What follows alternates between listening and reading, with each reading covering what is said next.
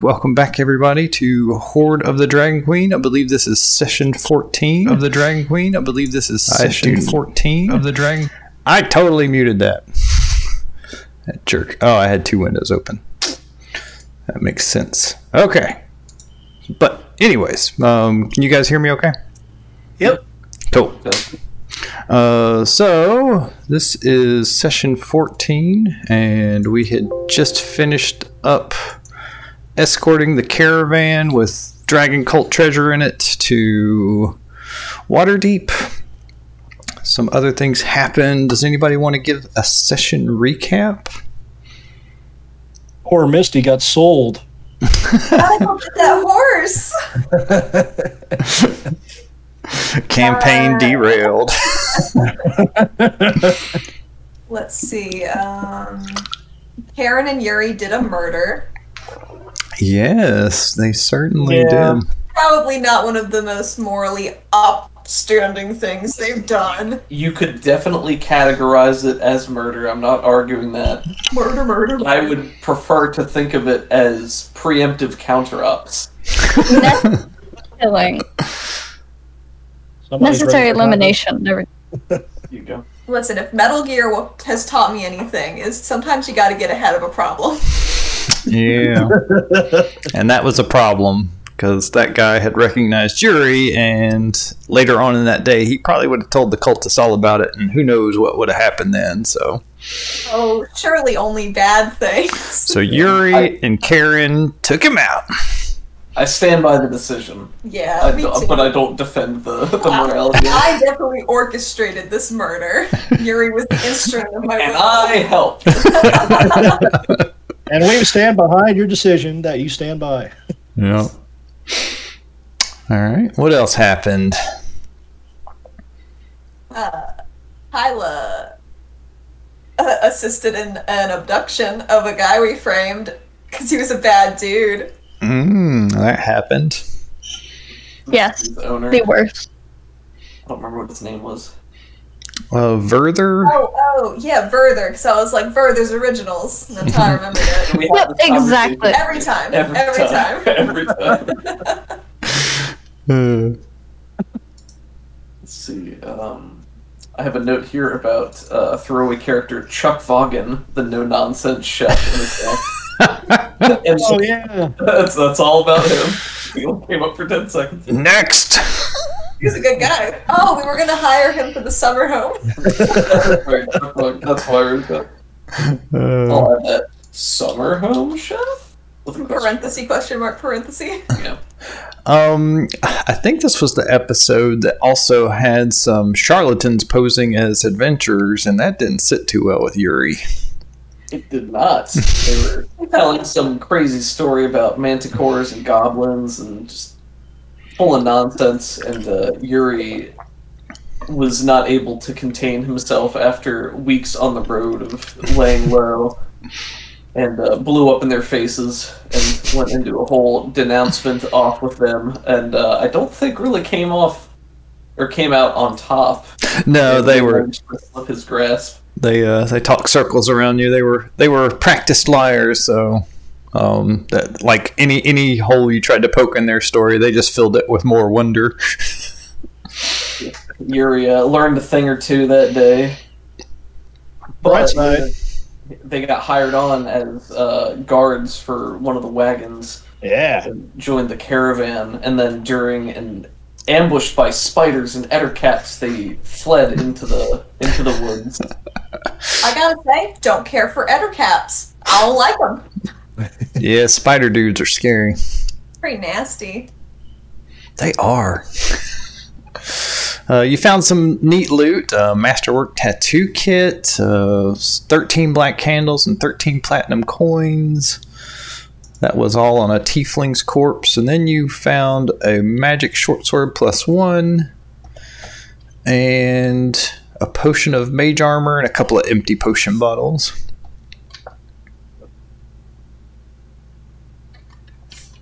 Misty had been ridden into the woods during the fight, so we went to free her. Mostly just her. The other adventures were, a side quest. Happened to be there, luckily for them. I think you accidentally hit them with part of your fireball. Accidentally. Of course. Of course. Well, sometimes it be like that. I have a note here that Karen made a trade with Asbara Joss. She traded away her staff of fire for a wand of lightning bolts and a portable hole.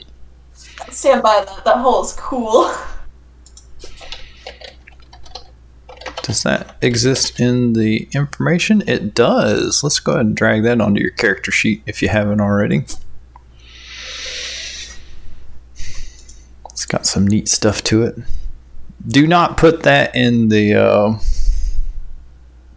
do we have a haversack or a bag of holding? Don't put those two... Yeah, don't put those two things together.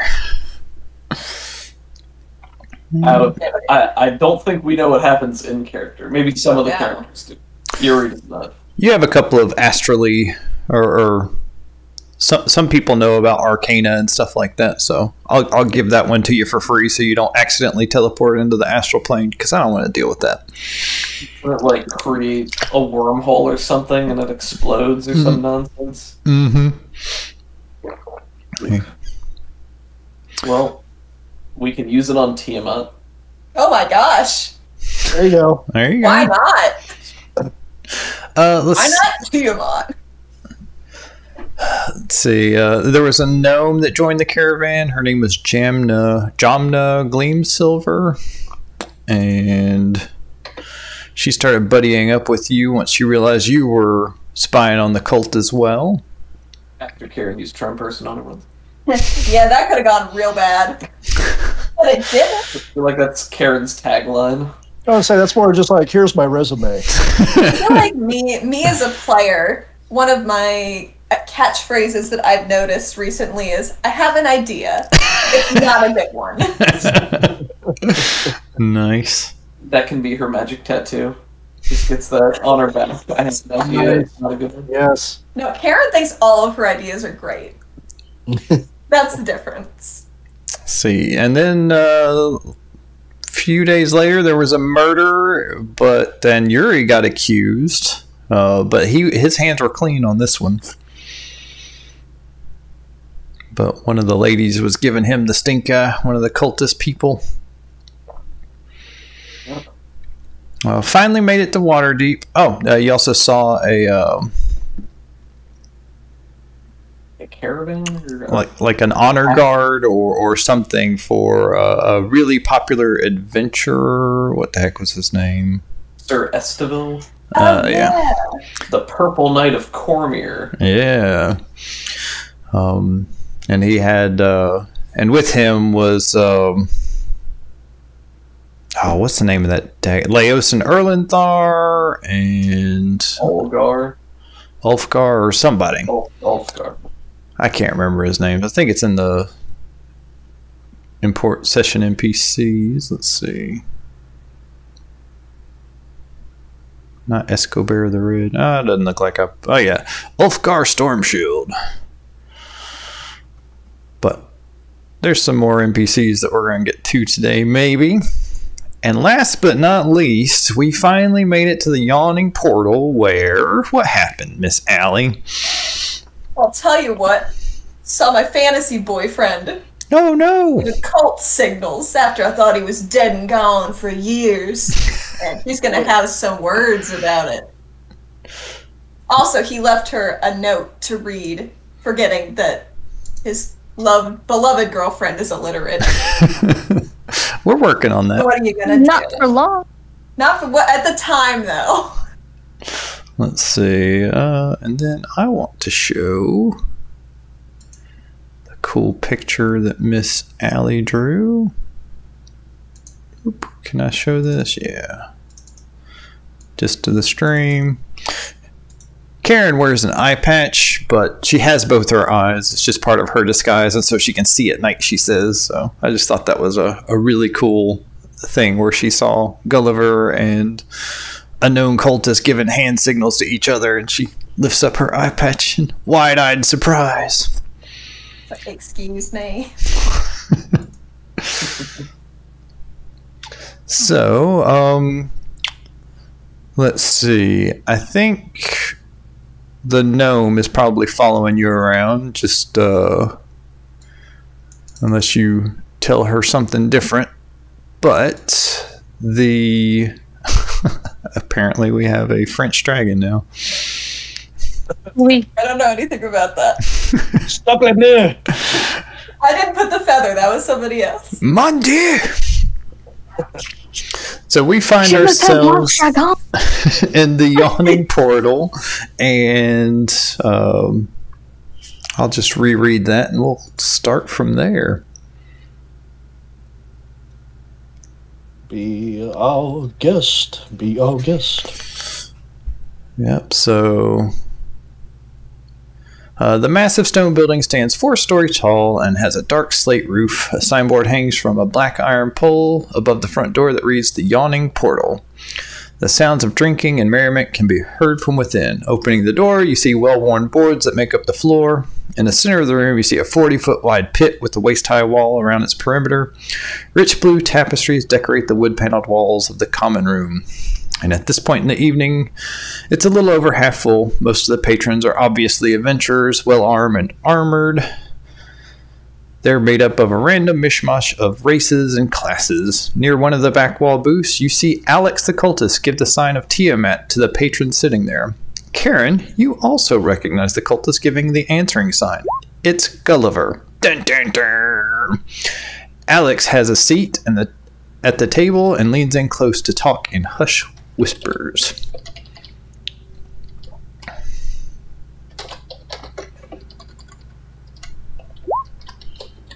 I'm hearing some rolls. Let me switch over to that. Bar fight. Oh dear.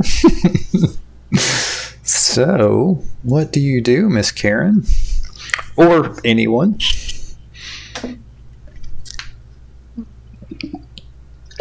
That's why I couldn't do anything. I was still on my drawing tool. My bad.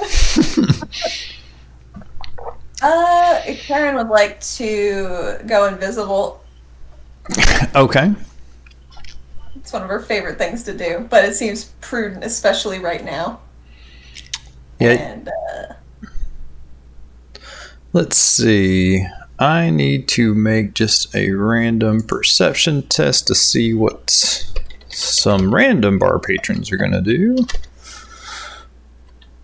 Say +4. Can I do this stealthily? Yeah, you can make a stealth roll. I'm so good at stealth, but probably not today. Find out. Oh god, I didn't finish leveling Karen up. You fool! Oh, I am a fool. I was gonna swap something. I'll do this later. Cancel, please. Now you're level 0. Oh god, no! We're supposed to be 6 right now, right? Yep. 6. Oh, Oh, we are? 14,000 is correct. Oh yeah, Kobis, Kevin left a little bit early last time, so I didn't get to say level up to level 6. Oh boy. Oh, nice. My goodness. So Stealthy. the group is goes in.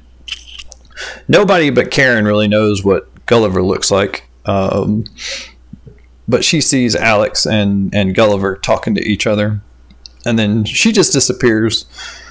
She does it so well that most of the group doesn't notice it right away. So what's the rest of the group doing? And I think I know what Karen's doing now. Did Karen let us know? No. Karen's in a panic.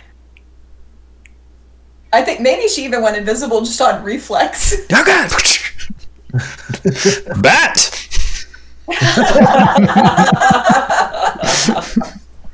Nice, nice. Human form! I say, my dear, with my tutelage, you'll be the best vampire you can be. Well, I imagine the party is like moving towards a table or whatever. Karen, what are you doing? Karen is sneaking over, making sure she doesn't bump into anybody and cause a ruckus, and she wants to eavesdrop for a hot sec. Yeah, so you've got What they're talking about. yeah, you've got You did a really nice stealth check, so I'm not going to make you roll again. You sneak over there and start listening, and it sounds like Alex is giving Gulliver some instructions on what to do next. Alex is reporting in saying that the caravans from Baldur Gate are here, and we're meeting at the north end of town like we're supposed to, right? And Gulliver's nodding yes. He names a street and an address of where like the caravans are meeting on the north side of town. And Aaron would already know that address, right? Yeah. You're in the cult, so you've been given these same instructions. He says that Asbara Joss is now the leader of the cell, so long as he's with us, and then they're going to be heading up to Cardath Roadhouse just like they planned. Cardath Roadhouse. That's a new bit of info. We didn't know that before, right? You did not.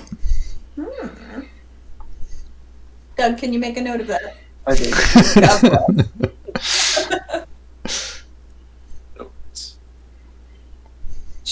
Does it look like Alex is gonna leave?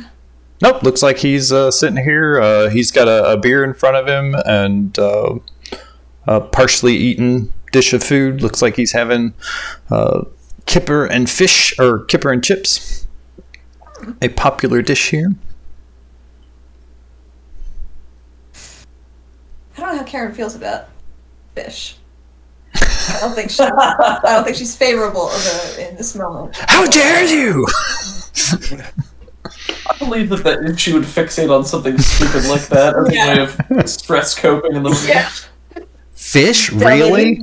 Fish. Comes to town eating fish.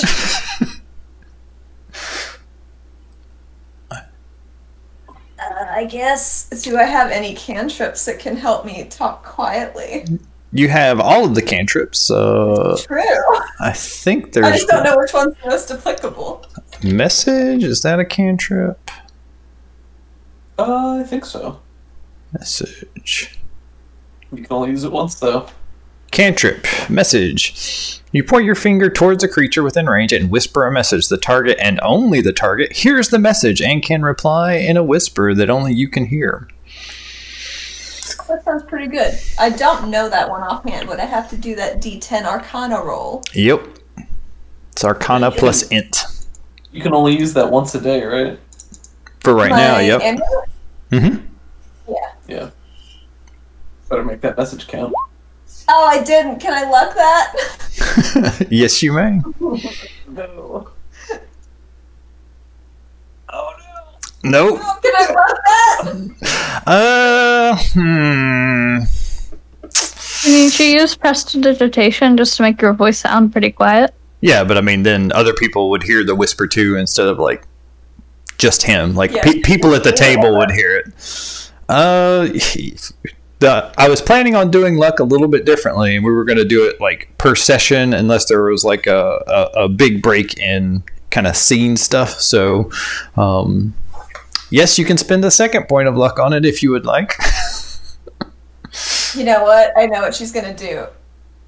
She's abandoning this plan. It hasn't gone well. She's going to walk over to him and sleight of hand a King of Hearts into his back pocket, but like real obvious. So he has to look at what it is. Okay. But it's from one of her favorite deck of cards. Not her most favorite, because she burned that up in Burdust.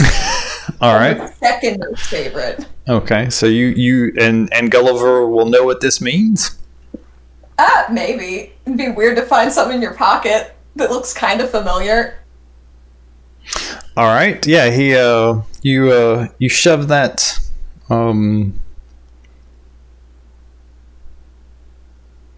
you put that in his pocket, and he's sitting across from Alex, and he looks over, and I would like you to make me a perception roll, Allie.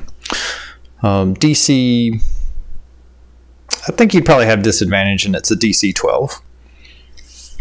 Okay. Nope. No. Oh no. See, Karen, this is great, because Karen's all a mess right now, so all of her rolls should be mostly garbage. The dice want to tell a story.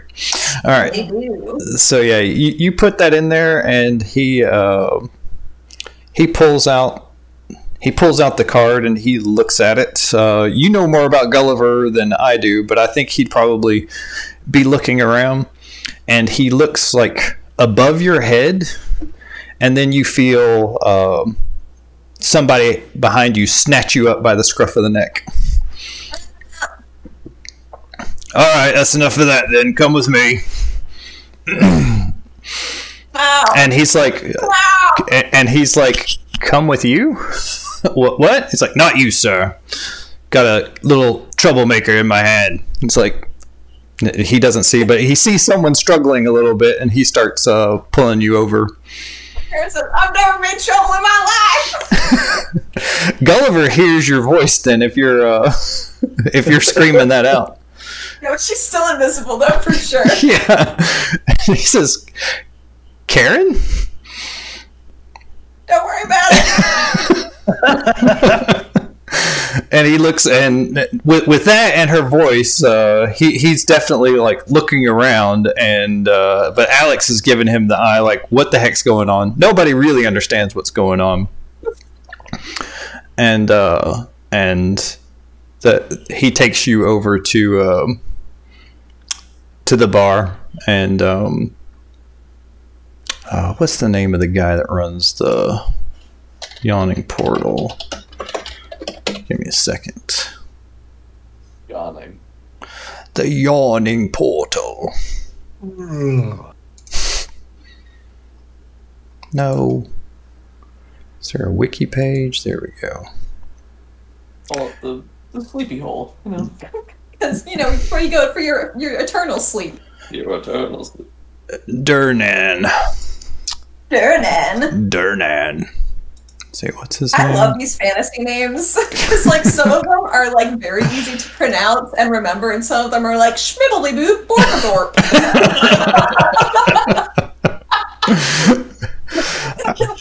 All right. Am I wrong? You are not wrong. No, you're not wrong. Center plug in Hampshire. So, he takes you over to Durnan, and he looks you in the eye, and he shakes his head, even though you're still invisible. And what do you think they do to people that cast invisibility spells and pick people's pockets in the yawning portal? Hello, sir. Can I make a monetary donation to your fine establishment? No. This is an out of character. This is an out of character question. We have a bar full of adventurers, and there's a lot of testosterone in the room. And if a bar fight kicks out, it could be real bad. So I'm asking the group, what do they think happens when a halfling casts invisibility and spell and starts messing with somebody's pockets? That's a good question. That's a very good question. Probably throws her out, or maybe throws her into a little fight ring. See how she does. The portal. No, the different fight ring. They're also rowdy. Entertainment. They are pretty rowdy. Do they want to see a little halfling dunk on everyone in this bar? Well, I don't think they'd be beating you up. I think probably... some sort of fine, maybe of gold, maybe the money, getting a business. Yeah, I think he'll fine you 5 gold pieces. Big spender there. Dang. And he'll make you drop the invisibility spell and make you stand up on the bar and apologize to everyone. She doesn't want to do that. Oh no! Well, I mean, that's what he says is going to happen. You can do what you want. That's true. What if she just tried to run away? Yeah, you'd have to do an escape artist check or some sort of spell like Misty Step or something like that. Oh my gosh, I can cast Misty Step just once a day now. Oh. it's part of your, Yeah. your pact. Ah! So you pay him the 5 gold, and then you act like you're gonna be doing this. How about I pay him 10 gold and say I'm not getting up on that bar? and then you misty step, or are you trying to negotiate with them? I'm trying to negotiate. I don't want to burn it if I don't have to, right? Yeah, he's not interested in the gold. He wants your What's my shame? he wants your face known by the people in the crowd, so you can't cause any trouble. Also worth noting for your misty escape, you can vanish in a puff of mist in response to harm. When you take damage, you can use your reaction to turn invisible and teleport up to 60 feet to an unoccupied space. My goodness. And then you remain invisible until the start of your next turn or until you attack or cast a spell. So you'll also become invisible again. Yeah, I guess she just leaves. Okay. It's like maybe he's still holding her by the scruff of her neck. Yep. Like by the bar, and she like balefully pulls some money out of her pouch and clacks it onto the bar, and then just says, "Go back." Puffs in the mist and it's gone. All right. And we see like her see-through silhouette like peeking in through a window at Gulliver. Okay, let's backtrack just a little bit and see the rest of the party's probably sitting down. And when you make it there, you look up and you don't see Karen's with you, and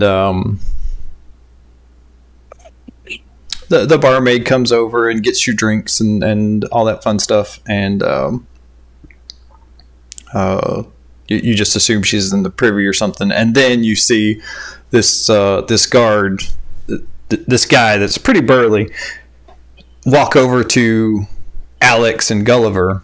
You don't recognize who Gulliver is, but you do recognize Alex the cultist, and he snatches up something, and you hear Karen scream out, "Ah! I ain't ever been in trouble in my life." What do you do at that point? It looks like he's carrying her over to the bar to meet with the bartender. Like Karen's making friends or something. Should we help out?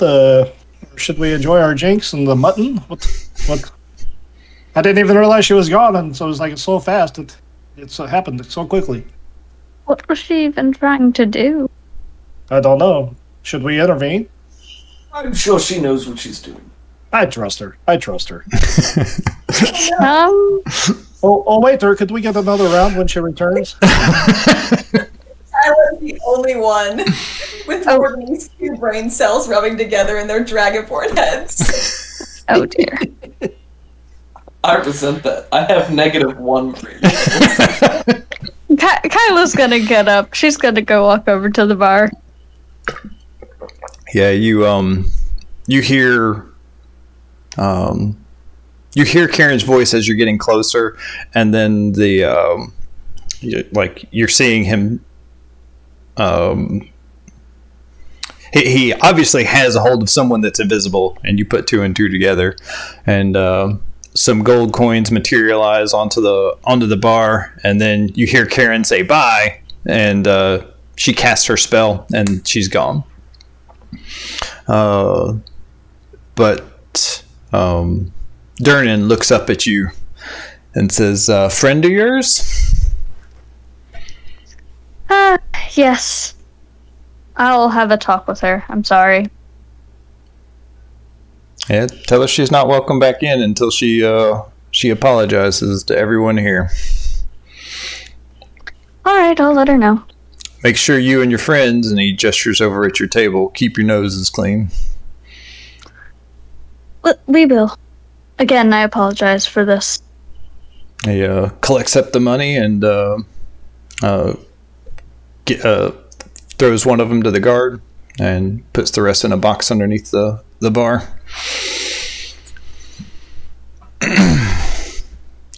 Alex and Gulliver are continuing to speak in hushed tones. Spooky. But Let me take a look at my spells. Yuri is drinking in the atmosphere, enjoying looking around at all the different adventuring parties and their armaments as he feasts and drinks. Relaxation at last. Do they have any fizzy beverages that Kobis would be, like an artisan review? Ooh, comparing notes, perhaps? Sure, I'm sure that this is Waterdeep. You can have pretty much whatever the heck you want. Yeah.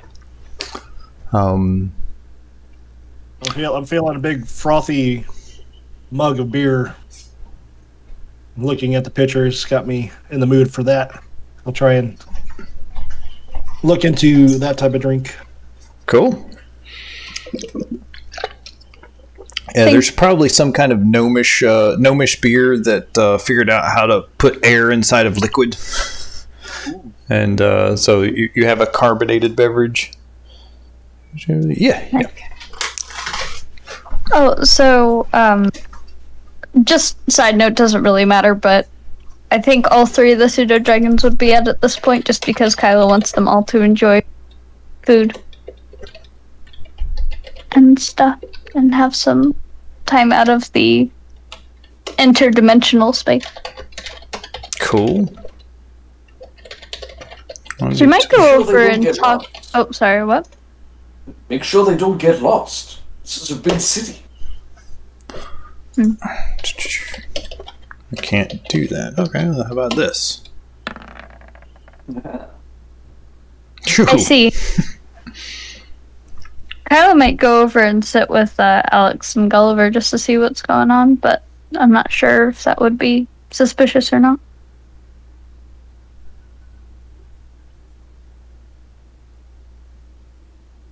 They were adorned in like the cult colors and. They're dressed as caravan guards and merchants and stuff, but they did give the sign to each other. Oh, that's right. Okay. Because the tables were like really close together, where we're like hitting somebody else's back behind us. No, not too bad. Okay. Yeah, you have privacy if you want it. There's enough room for some adventurers to be like looking over a map, and then if somebody else comes near, then they'll like put their shield over it, and looks like some people are planning their run into the yawning portal. I think Kobis, if we'll just kind of tag along, and if they want, otherwise, Kyla's probably trying to do the double agent thing. So maybe I just kind of look to Yuri and just in a very well-spoken, out loud, Yuri, tell me more tales of the adventures of Yuri. That's what I meant to say. Yuri, tell me more tales of the adventures of Yuri. I didn't mean to call out his name. Well, many of my tales are also your tales. So really, they're all of our tales.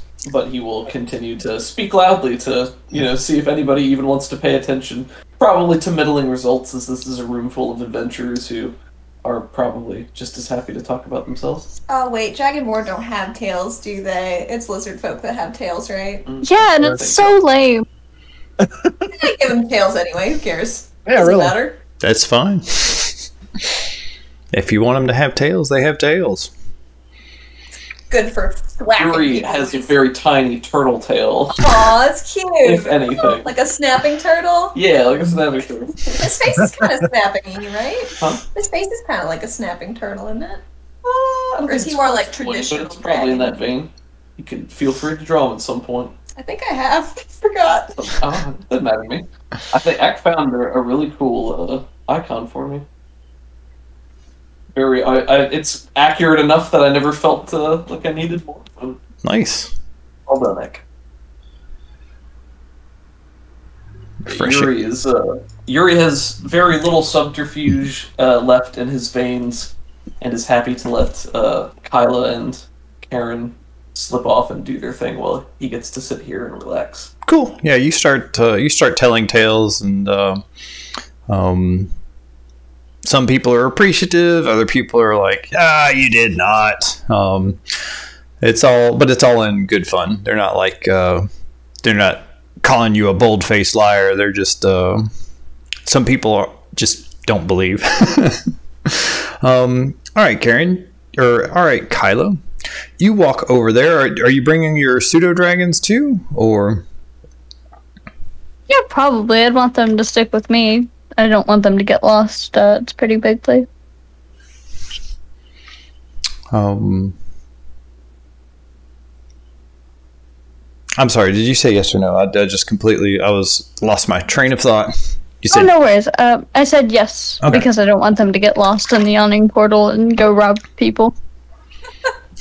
Honestly, that's like a great idea. Grabs all the pseudo dragons, takes them over to the front. Now stand up here and apologize. Yep. All right. So yeah, you have. It's like carrying 3 cats. So it's not easy to do that. So you move over there, and Alex looks up at you. Looks like they were talking back and forth about a couple of things. And they look up at you. Hello, is the seat taken? Can we help you? Well, I was just coming over to say hello. Hello. I don't think you've interacted with Alex before, have you? Oh no, I've talked to him a bunch. Oh, that's right. That's right. The contact. Yeah, he waves you to sit down, and then he just kind of gives a little nod over at Gulliver. Yeah, have a seat. Oh, thank you. I'm imagining that slow wink that Lucille Bluth does. You know what I mean? Yeah. I'm not with the cult. Yeah, and if you're just outside looking in, then you're gonna have some people tailing you here real soon, Miss Karen. Oh no, she's not allowed to look.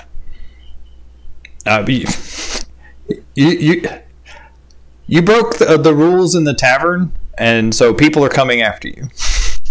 Oh my god.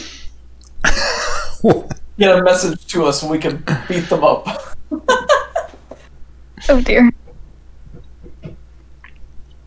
So yeah, you see Kyla sit down next to him, and you hear and Karen, you hear someone shout, "Hey, you there!" And they start chasing you. Karen very, very loudly shouts into the bar, "You're never gonna catch Karen Bramblefoot!" And she runs. So Gulliver can hear it and know. And Alex is just like, wait, but I thought her name was Sharon. She's still invisible. It's fine. Yeah. So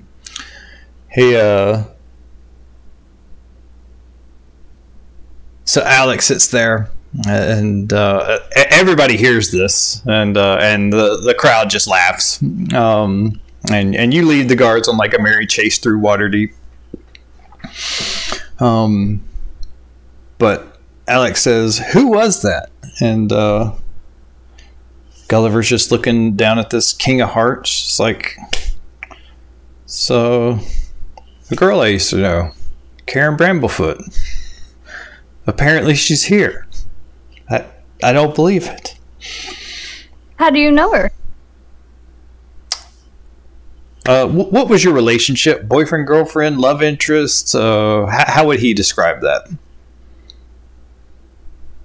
Probably life partners, because they're not married. They weren't into that because they couldn't afford rings. But, and they didn't want to take each other's last names. Yeah, Karen is like, she's branded. Gulliver Bramblefoot. That'd be so sweet. I don't know where to got these business cards. I can't change them till I hand them all out. Well, we were married, but in everything but the paperwork. Oh. Have you been apart for some time? Yeah, about 6 months to a year now, I think. Ever since and he looks over ever since I joined. And then he like looks over at Alex, make sure if that nod was what he thought it was, and he says, "Yeah, she's with us." Wow, that must be very lucky. You sure her name was Karen? The voice I heard sounded a lot like Sharon. He would know that's one of her aliases. He can blow the lid off this. I don't care. Go for it, Doug. It's up to you. I'm tired of role playing with myself. So she shouted Karen Bramble. Mm-hmm. Yeah, because she wants him to know. Sure. Because if he didn't remember, she can't read. He might not remember what this card is. So he heard Karen Bramblefoot first, and he got the card, and then Alex said her name is Sharon Rosewood. He just said Sharon. Sharon. Yeah, that's her. You know, that definitely sounds like her. No offense, but is she okay? Is she right in the head? What do you mean? She's just not been very good with instructions, and she's not good at following orders, and she's just done a lot of stuff. I thought she might be spying on us. Gasp. Gulliver will probably sit and process that for a moment and say, maybe something happened. I can go talk to her, let you know if something's off. You want me to come with you? If you came along, she'd be suspicious. Oh. Okay, but we work together, so I don't know why. If I don't have to see her again, that's fine with me. Again, no offense. I think he'll give him a token grumble. You know, say, I'll deal with it if there's anything that needs to be dealt with. All right. Well, we're probably going to be staying in town for a day, so make sure you're ready to move out tomorrow morning with the rest of us. Understood. And I think Gulliver will go leave the bar to try to pursue one Karen Bramblewood. Karen Bramble Rosewoodfoot. Yeah, that's it. So, you slide out to let Gulliver take off, and Alex just starts telling you about going over the plan again. And basically, you're supposed to be on the north end of town tomorrow morning, or like in a day or two, depending on how much time the party wants to be playing here in Waterdeep. And yeah, it takes a while. So Gulliver takes off. Did you have any questions for Alex? No, not really. She was just coming over to make small talk and figure out who he was talking to, but now she gets it, because Karen was talking about Gulliver before, so it makes sense. So Uri's like standing near his table and telling tales, and Alex points over and isn't that the guy that murdered the I don't even know if we named that other guy that got murdered. Isn't that Jonathan? His mom. Isn't that the guy that murdered Jonathan? Can we cut to Yuri in the background, who's like miming punching someone in the face, like throwing them across the room? Yeah. With no restraint. He was in the caravan. Perhaps so, but I must admit there are many other people with short swords in the caravan.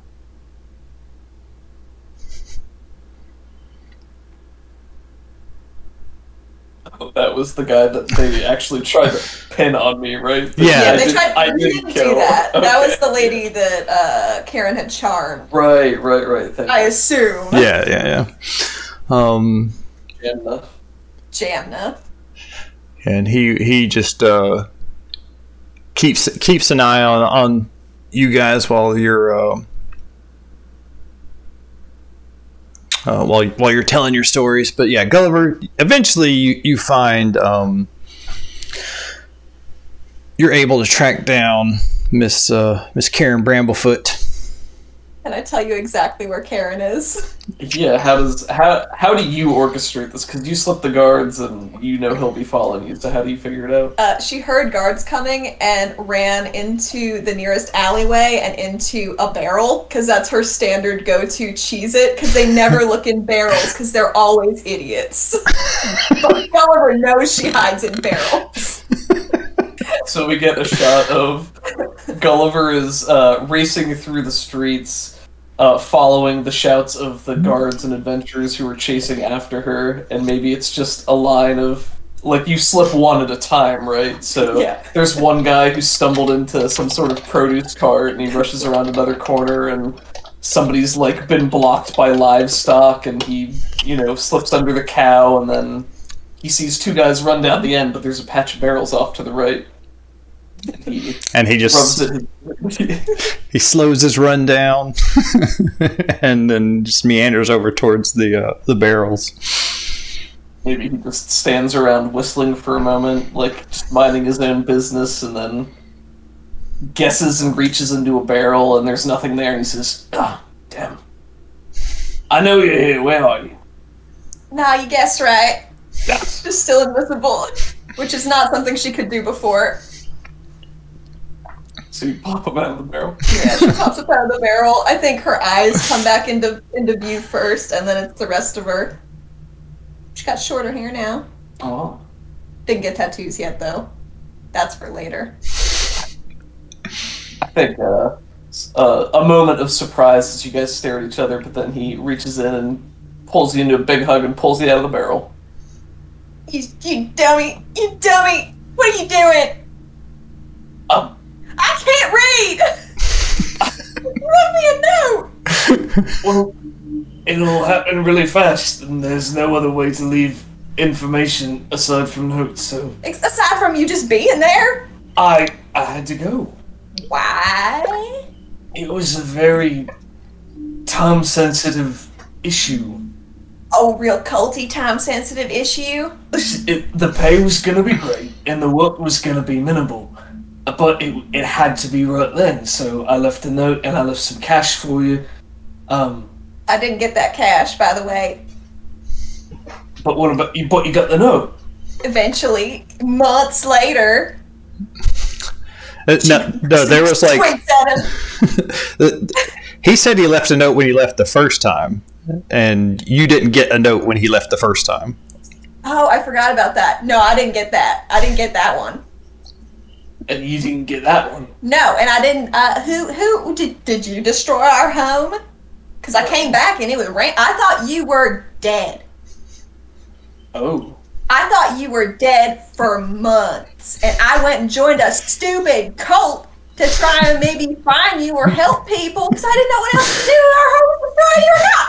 Waterdeep is a pretty crowded city, so a couple of people are just like, they have their bundles or whatever, like, you're just screaming, and I joined a cult, and I thought you were dead. People are just kind of moving around you. And... Listen, it's not the cult. There are plenty of cults. Cults of personality, cults of oysters, right? The blue ones. It's like one moment of Gully pinching his nose and looking around to make sure nobody's paying attention. We're in a city. It doesn't matter. There's just a kid staring at you. Get out of here! She yells at him. And Gully just turns to him and hisses. Ah! He starts laughing. I don't know what to say. I don't know what happened to the house. I left you a note saying that I'd be gone for a little bit, but that I had to take the chance because the money was good. But then I got back and the house was abandoned and I thought you had left. So I left another note almost as a, not for me because I didn't expect you to come back again. But yeah, I know. I read in the note that I couldn't read and I had to get someone to read it to me because I can't read. But it worked well. Yeah, I mean, you're here. So, yeah. So giving her a cheesy smile, like you have no way to not admit that it didn't work. You're very vexing. You know. That's why you love me. It is. I do love you. I love you too, Rebels. Aww. Why are you in a cult? Because the money. So you don't. There's a lot of money. Yeah, I know. They're gonna use it to maybe summon some kind of eldritch whatever the fuck. Oops, sorry. You're fine. I'm sorry. You can curse on game day. That's cool. Oh, can I do that? Yeah. I'm so angry usually. So grown up. Is usually very evil, so she can be a little looser, but she's good right now, so Lightbringer's gonna be like, how dare you! Lightbringer is a very PG-13 dragon. Oh yeah. PG-13, you get one. That's where you... Sorry guys, I burned it. Well, I don't know about all that, but I do know there's a lot of people that believe it, and they're putting together these caravans, and there's a lot of money, a lot of treasure. You know, what's also really good business that makes you a lot of money is saving cities from cults. Like we've been doing. Is that lucrative? Very lucrative. We got a whole summer house out of it. He's just staring at you, blinking. And a pirate ship. That's true. It's true. Scratching his beard. Dragon skull. And a dragon skull. You want to see? Yuri's got it in the bag. At this point, I don't know what Gully wouldn't know about any of this, right? Yeah. No. News has not traveled ahead. Yeah, you guys have been traveling about staying ahead of the news of Burduska getting attacked and then being saved by the Defiant Dawn, your little adventuring group. So yeah, news of that hasn't reached up to Waterdeep yet. The news that's getting into Waterdeep right now is the cult is knocking over towns. Used to it was extortion, but now they're like actively attacking them with dragons and killing the people inside of it and just ransacking these smaller farming communities. Right, okay. You see that here? Ooh, thank you. Do you give him like a brief rundown of like what's happened, or like, I don't want to take up a lot of time by revealing she it. fills him in on all that good stuff. Okay. Yeah. Okay.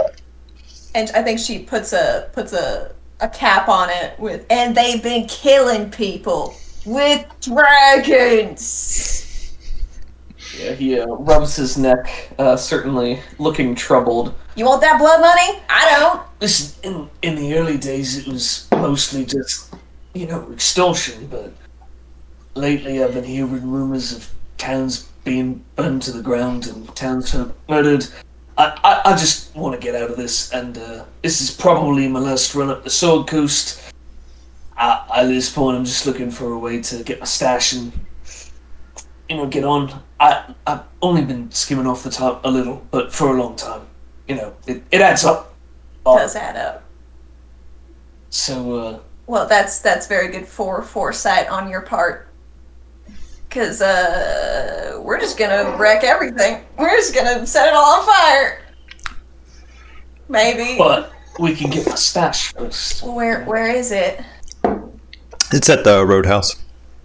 It's at the Carneth Roadhouse. It's this outpost where road crews take supplies to help work on the road that keeps getting flooded by that mere of dead men in that swamp. That sounds horrible. That's where they're taking it through there, Nobody knows for sure, but whispers of a castle near Utah. Karen's like, that sounds familiar. In her brain, she's like, I think we've heard about that, maybe. Well, it's all coming together.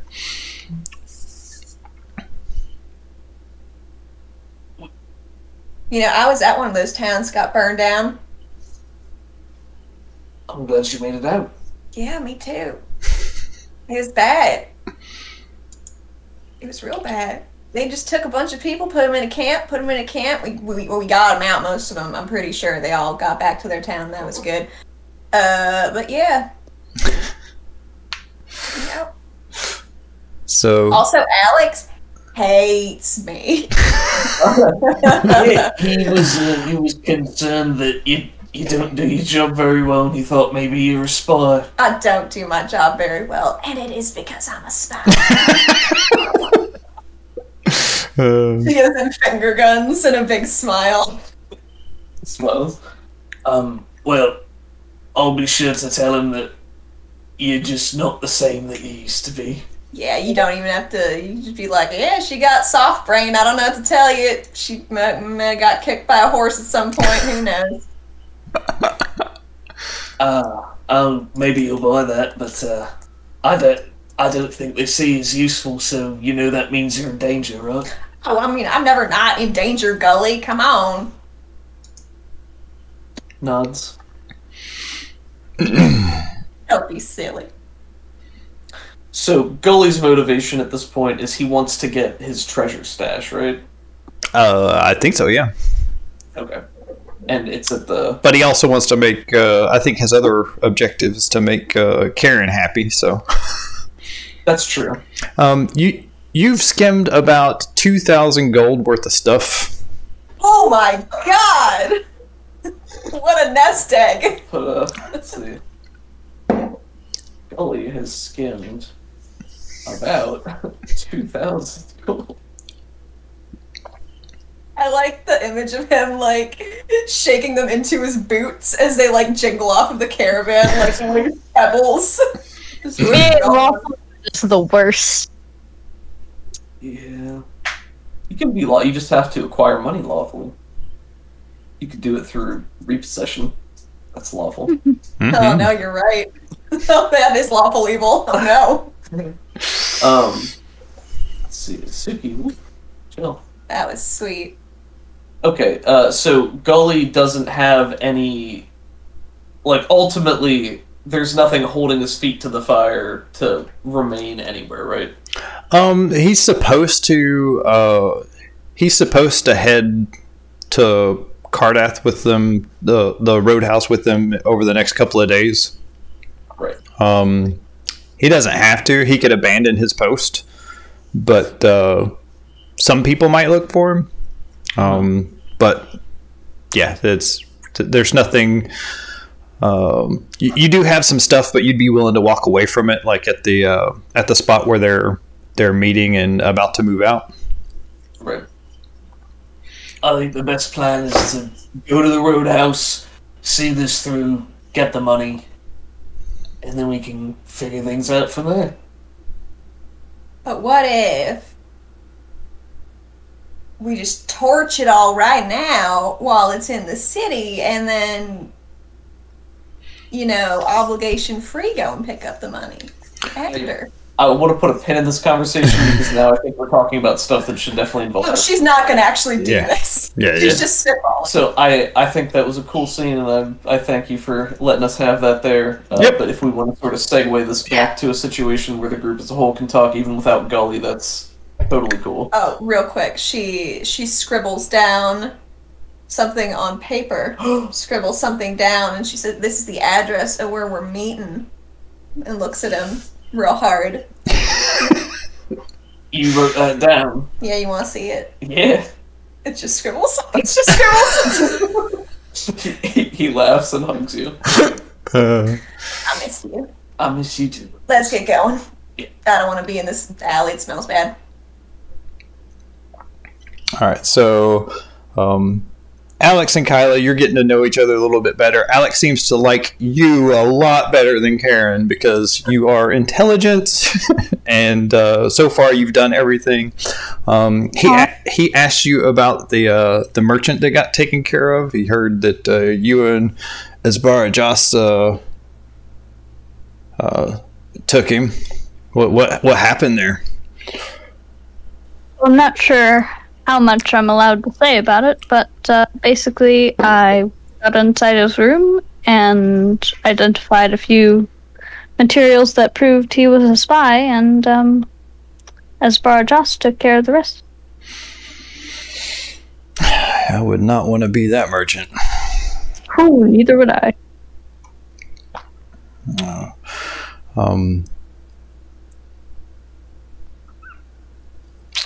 Yeah, so are you part of the you're part of the crew that's heading up north, right?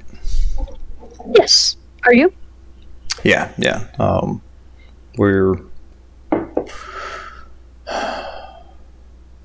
I've made the trip a few times now. And it's pretty standard stuff. From here on out, there's usually nothing that messes with us. Every once in a while, there's some bullywugs or some lizardmen or dragonborn that we encounter, but nothing the guards can't take care of. Yeah, sounds simple enough.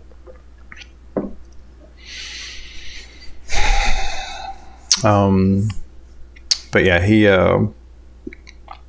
he just chit chats with you, gets to know you a little bit better, and the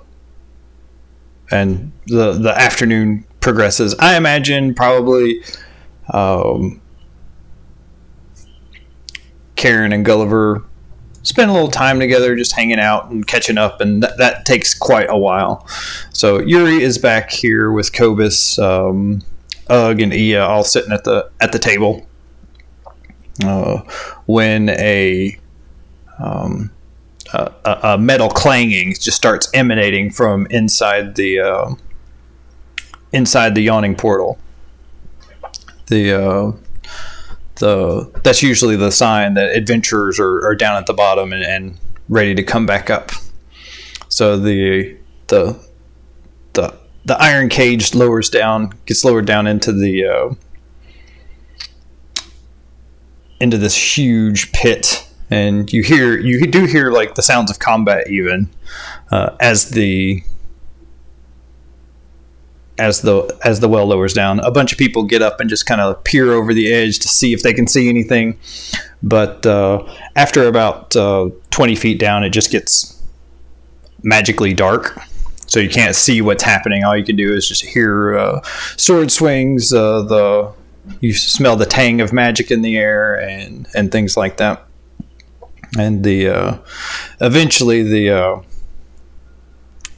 cage reaches the bottom, and there's like another tug to like say, "Hey, we're ready. Pull us up." And the sounds of combat die down, and the cage starts getting raised up.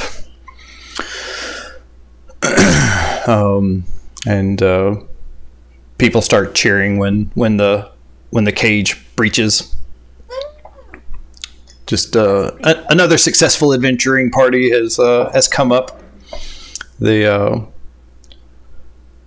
There's a guy in blue robes that he's obviously been horribly wounded, but he's alive.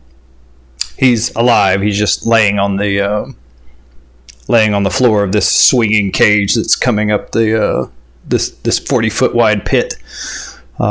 There's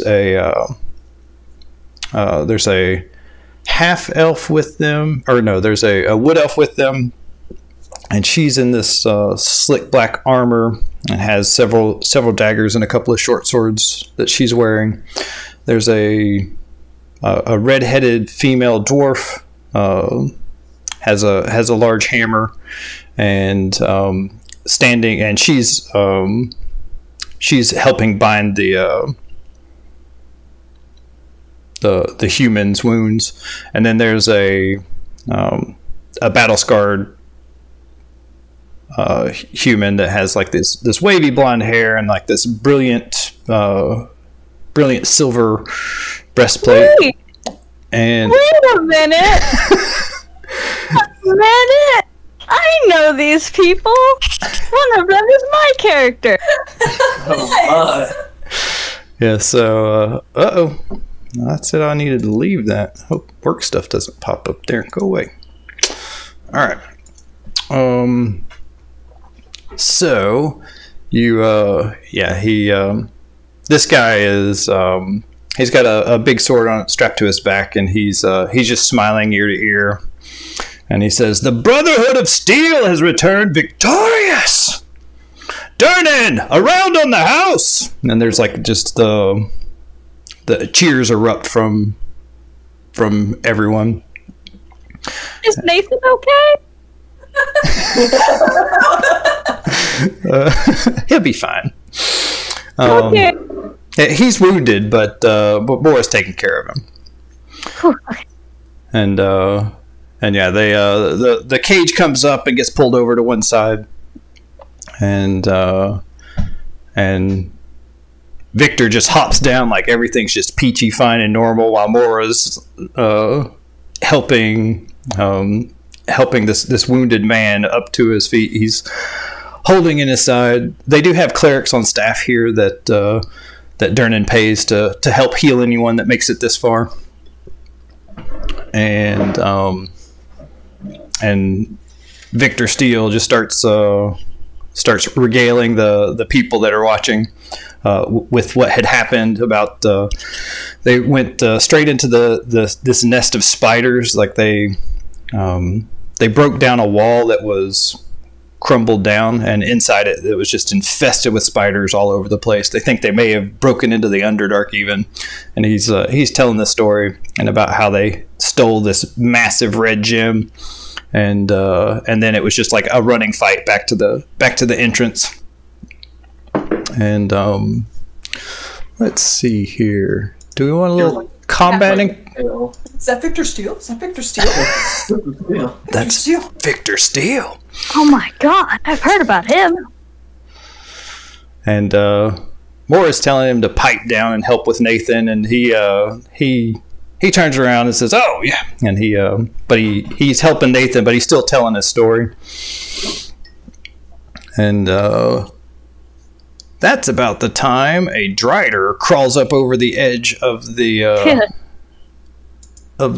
wall and into the bar. There's a scream of... Hold on a second. Let me see this. Guess that's the danger of having your bar on top of a weird mage portal with monsters and stuff. Yeah. They forgot that some things can climb walls. No! Why can't I remember what the last pseudo-dragon's color is? There's one that's black and one that's red. Is it blue? Blue. That's cool. blue. And what were their names? Storm, Scorch, and Shadowwing. Also Shadow. Needed to know that for no particular reason. Cool. So yeah, this Drider pops up over the wall and says, "Fool, you will die!" and charges at Victor. Everybody in here just draws their sword or axe or spell or dagger or bow, and this thing doesn't last long. What does your adventuring group do when this thing climbs over the wall? Spit out my beer. I won't make you roll for that. And I'll turn it into a frog. Instinctively. Crushing patrons on the way. Yeah, so this thing just starts.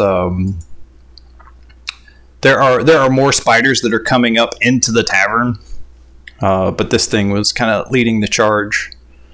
And I don't think I'm going to make us fight that out since this place is just jam-packed full of adventurers. So just describe a couple of cool things that happens during this fight. Yuri throws all caution to the wind because he's very cognizant of the fact that there are so many adventurers here, so it's just kind of a frenzy free-for-all to see who can do the biggest thing the fastest to get credit for it, and that there's almost no danger because of how many clerics there are nearby, that there's like no chance he's gonna die here. Nope. So he just throws himself directly at it, supercharging himself with every possible smite and ability he can to try to bash it in the face with his shield. Yeah, so you snatch up your shield from beside you, run across the table, and just charge it with your shield.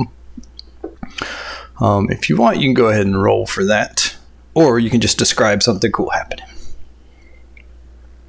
I'll see how well it goes for him.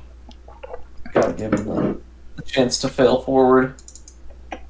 Oh, nice. Yeah. Does pretty well. Then I'm sure there are plenty of adventurers who have the same idea as him, so he's one of several people who just charges in and smashes it all at once.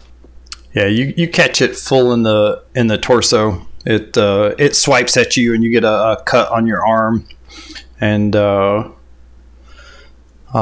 it lets loose with some spells, but it isn't long for this world. You charge into it and knock it back onto the edge. Its legs are scrabbling at the edge. What do you do, Kobis? Yeah, I'm gonna jump in there with a mix. Now that I'm level 6, my beast form now has primal strike, so they're magical attacks. Ooh. So maybe you see kind of a green energy coming from his mouth, and you see as he bites down on one of the legs, trying to eat himself a nice little spider there, and that's not so little. Yeah, you can actually engulf one of these giant spiders.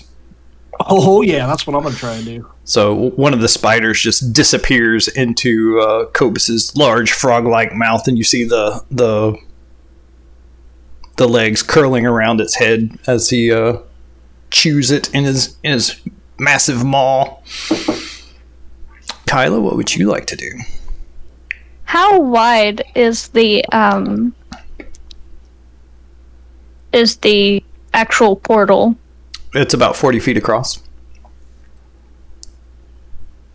All right. And it's made of stone, right? It's not going to catch on fire? No, it's not going to catch on fire.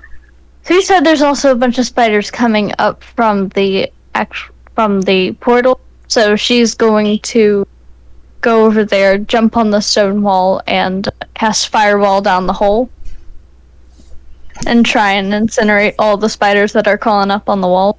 Nice. What's that look like? So Iva just very calmly sets her drink down, gets up, and then runs over, jumps up onto the edge, and casts fireball, and it shoots down the hole, and it doesn't do much on the way down, but then it hits the bottom and kind of goes up against the walls, scorching a bunch of the spiders, and they just fall to the ground as blackened husks. And some of them actually get shot up out of the well, like a little cannon, and their little charred bodies rain back down into the hole. The elf is very quick. She steps onto a bar stool so that she can see over the crowd, and looses 2 arrows that thunk into this Drider's chest. It kills it, and it's starting to teeter over when Victor Steele comes up and pokes it, barely even nicks it as it's on the way down. It says, "I got it!"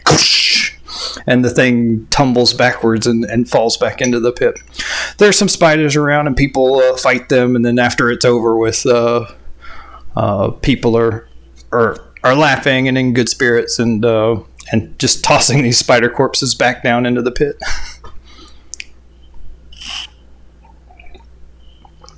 Yuri happily points to the scratch on his arm. It's like, "Oh, did you see? I got one of it. I was oh." That was amazing, Yuri.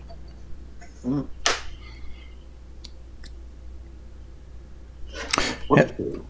So it's just a fun little time in here. The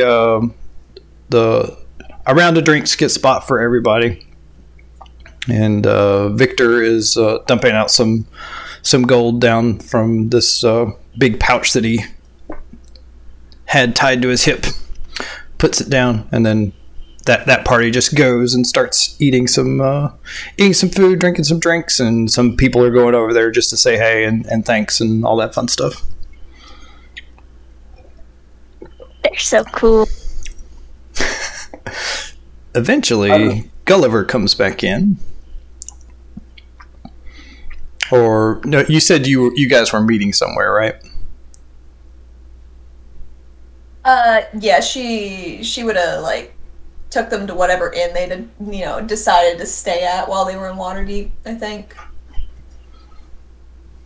Cool. And was there anything else people wanted to do in the Yawning Portal before it wrapped up? I couldn't possibly eat another bite. I am so stuffed. Gross. Spider legs. They're delicious. They were cooked too. Yeah. Nice. They can sing, they can dance. Cool. Love it. Well, there's like a million different inns. I didn't bother researching any because we weren't going to be spending too much time here. So you find a nice, comfortable one that would accept your patronage. I forgot. I have to take away 10 gold for Karen's fine. Thank you. And just pull up. I have to make a session 14 entry for this. Nice. Karen's fine. I'm putting it in bold, just so you know. That's fine. I think I died a little inside. How Yes, dare you? it was a low-hanging fruit, but In front of I'm just short enough to grab it, in front of Eck, in his presence. I'm sorry, Eck. What's going on? I didn't hear the setup for this. Why are we apologizing to me? Don't worry about it if you didn't hear it. Okay. I apologize for nothing. So yeah, when you guys get ready to leave,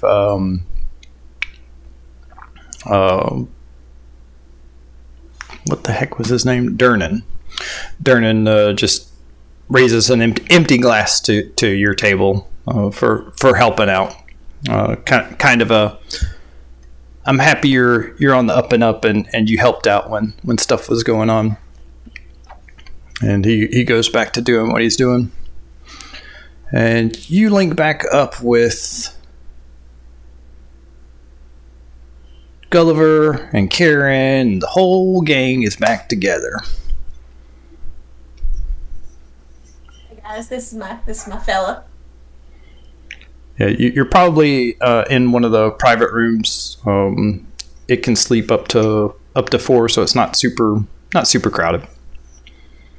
How many does it sleep if the number is with 2 giant dragonborn? Yeah, you guys probably got 2 separate rooms, and you guys are hanging out in one of them. Nice. With sleep apnea. I don't snore. Deep tap machine.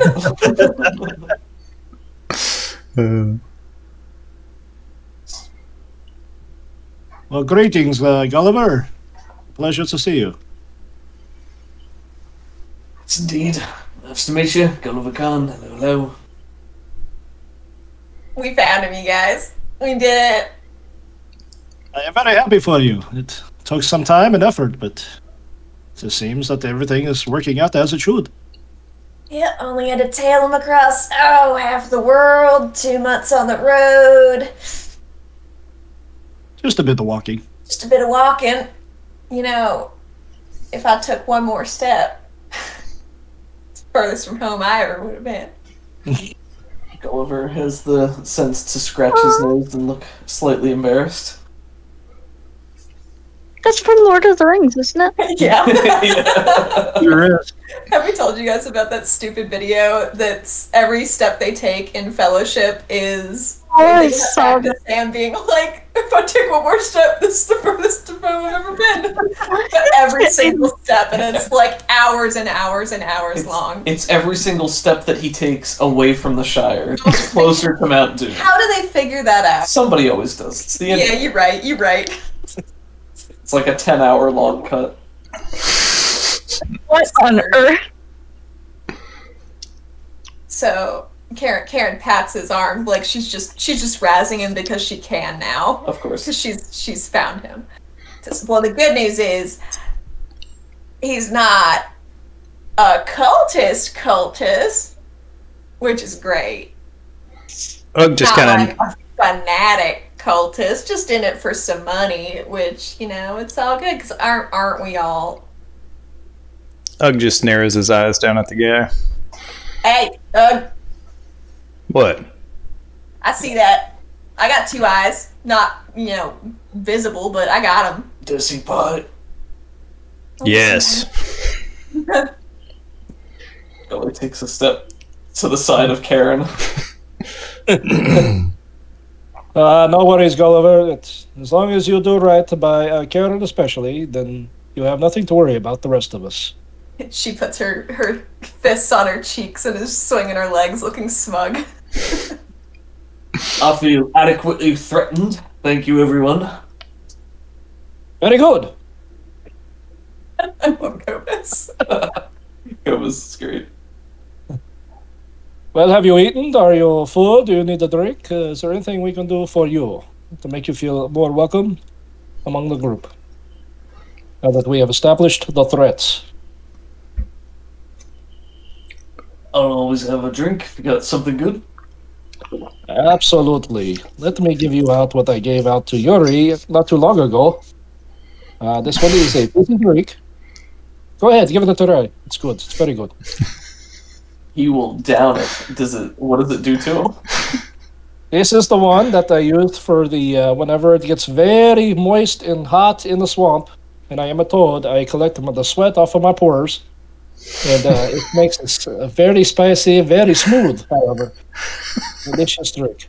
You're not Bon kissing appetit. for a little bit. So it started the first or second swallow as you're starting to explain what it is, and he does one of those spurting chokes. And Oh dear, oh dear. I know it's good, but please try to control yourself if you drink too fast.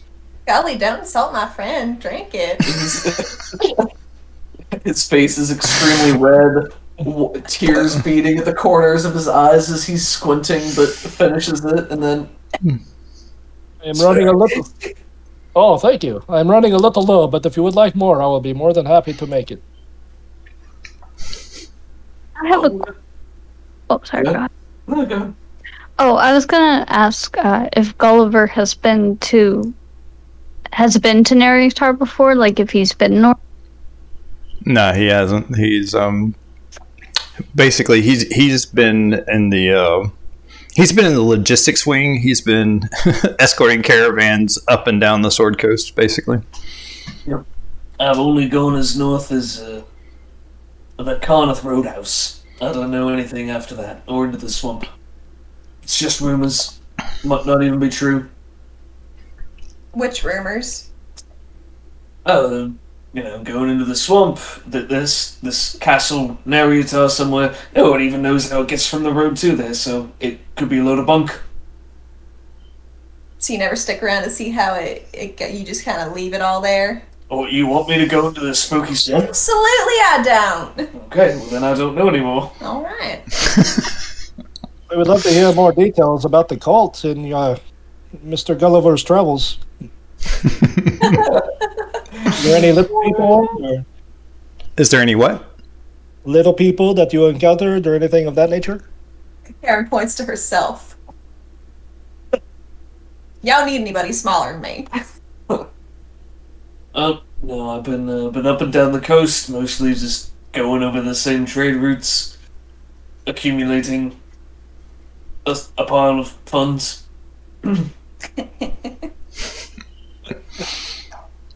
This guy.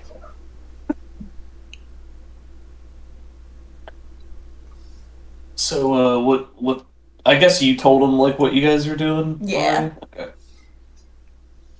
So yeah, I'm happy to be with the group. for a little bit longer, but I'd like to go at least a little further north to get my stuff. And then I'd advise you to report back and be done. It sounds very sound. Is there any details on the cult themselves, though? Like people that you know, is schedules perhaps that you are upholding? The details of that is like his most recent assignment was wait here for the next shipment from Baldur's Gate. And apparently this is the last shipment from Baldur's Gate. And he actually came from the Eastern Trail that went up Scornabel. Did I move people over? Yeah. So if you scroll down, you'll see Scornabel, where stuff split left and north, west and north. So Scornabel to Triel, that's what wagons he was escorting. A little bit before. Oh wait, no. He did go to Baldur's Gate. Never mind. So there was some. He made it here a couple of weeks ago, and so he was waiting for the next shipment to come up. Not everybody that's in the caravan is a cultist. There is actual road work being done, but the caravan uses a few wagons to carry other supplies up, and but mostly it's treasure.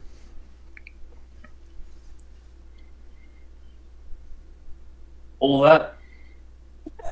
Yep. Yep. Pretend I said it.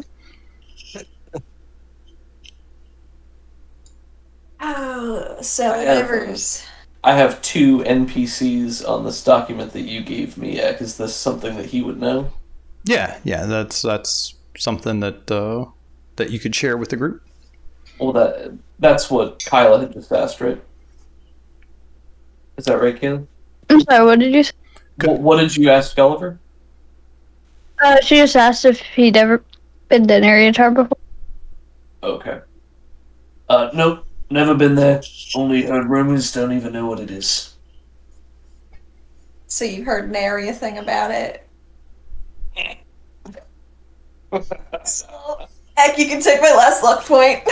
No, I'm not doing that. You'll punish me in some other way. He'll punish you in some other way?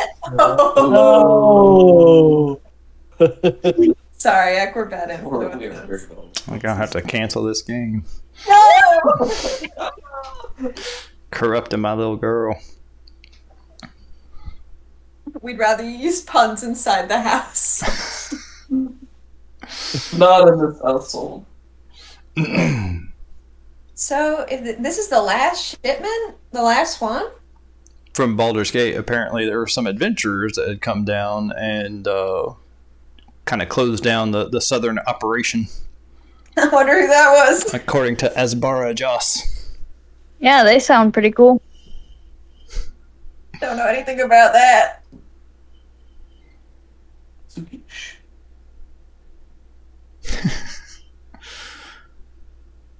Does that mean that whatever they're trying to do is going to kick off soon, you think? She looks to the group. And Suki, I guess. Could be. Oh, I mean, but you just said that operations are ended because of you, right? So. Well, yeah, but like, they might have enough anyway. I don't know how much we don't know nothing. What if we just took the pile of money that is here before it goes north, and then they have even less?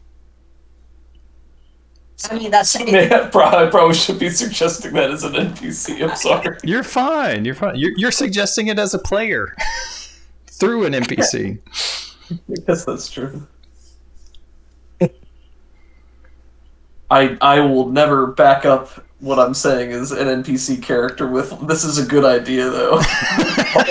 Put the asterisk right up there. Somebody talk me out of this. It says.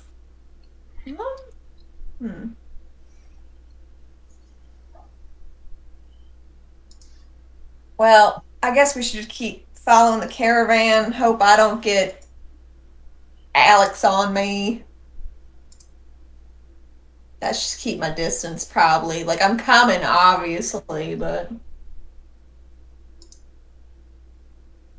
Is Jamna Gleamsilver with you? I don't know. She seemed like she didn't really want to hang out that much after the charm person incident. I think she still knows that we're allies. Yeah. We have similar goals. Just So. solemn nods from across the room. I feel like Honestly, go ahead. sorry. Honestly, I think it's kind of suspicious. Just that, we were able to immediately recognize her as a spy. It could be some kind of she's acting like a spy, so the actual spies will come talk to her and reveal that they're spies. Could be. It kind of feels like we kind of left things off like, okay, we're all headed to Waterdeep, and maybe we'll see you there or something like that. All right. Yuri is not that paranoid, but I like where your paranoid head is at. You can certainly talk Yuri into being more paranoid. He is not concerned about that by default. Yuri's like, paranoid. It's a good word.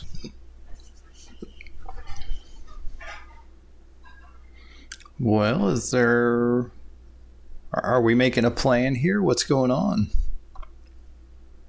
Do you want to try and reach out to her, to Gleamsilver, and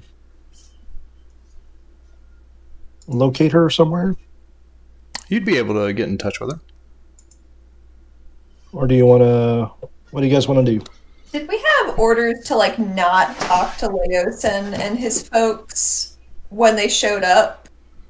No, but you did have orders to be incognito. So if we're sneaky about it, we could go and talk to them and be like, hey, this is what we've learned, blah, blah, blah, blah, blah. Because that might be important. Yeah, and you do have, some of you have abilities that let you get like a Harper agent, or you'd be able to check in with the Lord's Alliance here or anything like that. And you don't have to go through those people to give them information. We're also at that juncture where we have pretty much all the information that we're expected to get without some sort of serious digging, like getting documented evidence or getting answers directly from one of their leadership after having to, subdue them. So this might be an opportunity to take the information that we were supposed to get and, get it to the people who need it. I want to buy Misty. I just remembered.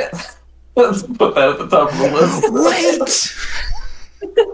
This is important. I might be able to send my Harper agents to go talk to Leosin, by the way. Yes! I have them that I can send out, so I might just be able to use them as a messenger. I think that's a good idea, or to set up a meeting between us and him in a discreet way, but we should get them the information, which was, it's headed to the Mirror of Dead Men. We expect that the treasure is being used for some sort of... We don't know. I don't think we got anything concrete on that, but we think it's going to a Castle Neriatar. Mm-hmm. And the general figures and numbers of what's been happening that we've accumulated. And see if we get any, requests or direction from the factions themselves. Okay, yeah. So that'll probably take a little bit of time to do. I can tell you what the results are now, but it'll probably be like a few hours later. Sure. So yeah, you get back that the Lords of Alliance is starting to meet about the cult here in Waterdeep. This isn't public knowledge. There aren't even rumors about it, but there was that Purple Knight of Cormyr that had come up. He's part of the delegation, and basically the leadership and just the surrounding countryside is starting to meet at Waterdeep to discuss the cult and what a problem they're becoming. Nuisance. So yeah, they'd love that you've identified where the treasure's going, and probably the direction they would give is it's going to be probably a month, maybe more, before people can agree on a course of action. So if you can go to the castle and do what adventurers do. Try to throw a wrench in their plans and figure out where they're what their next steps are. Then Heck yeah. then that's kind of that's the instructions that you're given.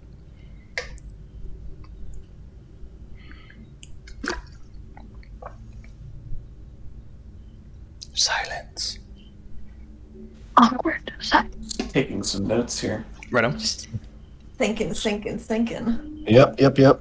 Sounds of silence. Correct me if I'm wrong, but I believe the only other thing we wanted to do in Waterdeep is consider getting some magic tattoos. Absolutely. Mm-hmm. Very jazzed about magic tattoos. Definitely the solidarity tattoos. You also said you wanted to research about a dragon in the Mirror of Dead Men. Oh yeah. That's a smart idea. Yeah. Man, I hadn't even thought about that. Of course there might be a dragon. You can Kaylee, say clearly when there's a horse abducted. yeah, Kyla was the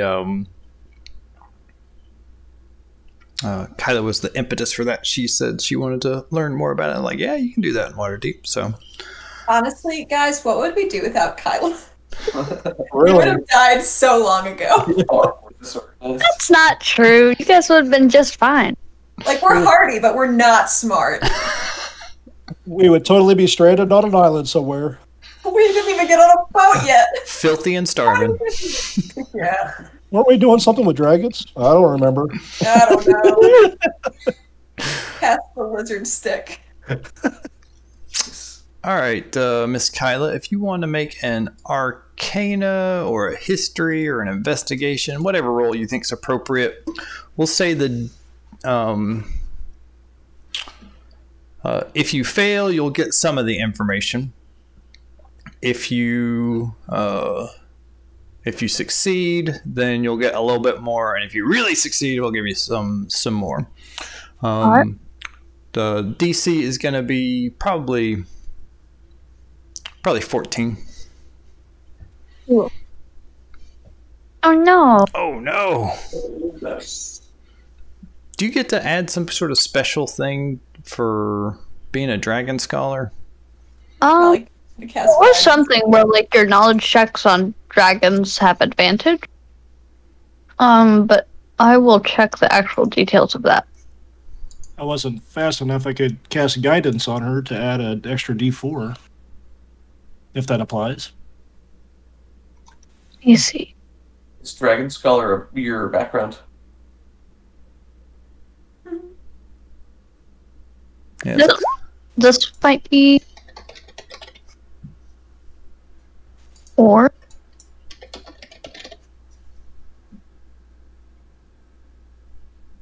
I swear there was something. Maybe it was in the module itself. Yeah, I think you get advantage on it or something.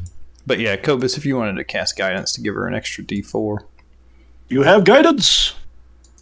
Anything. You can do it. Cool. So 14 plus 2, 16. So you succeeded. All right, let me open my notes here.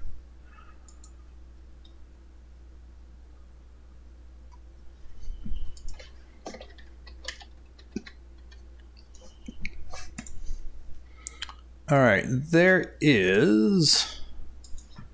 I gotta look up Dragon Ages because I'm sure you're gonna want to know how old he is. Mm-hmm. Sorry, I have the function.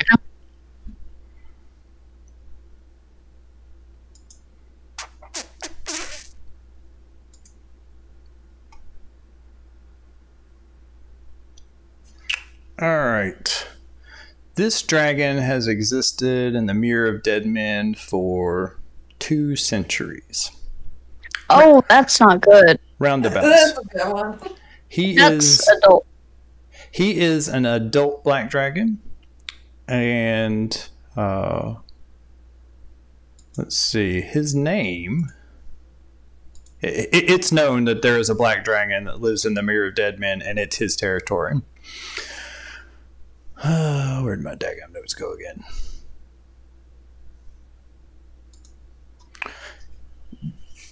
Vorag Hamanthar, I'll type this out in chat, also known as the Black Death. That sounds absolutely cheerful, doesn't it? Is that where the eggs came from? No. Oh, no. Who's to say? Who's to say? No. Well, it's a boy dragon, so maybe. I don't know how that works. It's a black dragon layering in the Mirror of Dead Men. Ancient and powerful black dragon that is feared and known to have its lair in the Mirror of Dead Men is considered one of the fastest dragons alive. Oh. So I see. There have been many adventures. I'll give you a little more information since you succeeded. Many adventurers have tried to take this thing out. To the point where some of them started coordinating together, and there was a plan to lure him out and basically challenge him in somewhere. Let's see, where did this happen? Maybe in Westwood. So in the mountains of Westwood, they kind of called him out and planted rumors and got him to leave his lair, and the other adventurers were going to go in, but he was able to defeat these adventurers, and before these other adventurers could go in, get the loot, and get back out, he killed them too. So he was able to cover vast distances. Lovely. Oh, wait. He was able to cover vast distances? That's something to certainly take note of, just considering the different Black Dragon locations. Yep. That's a good point. It is a good point.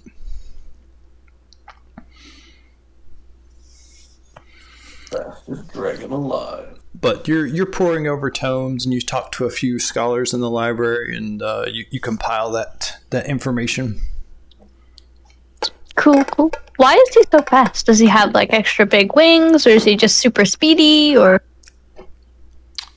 No scholars that have gone to research it have come back. I see.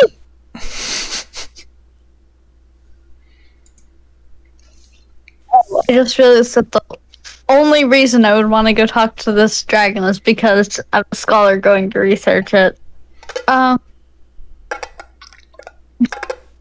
Interesting. Yes.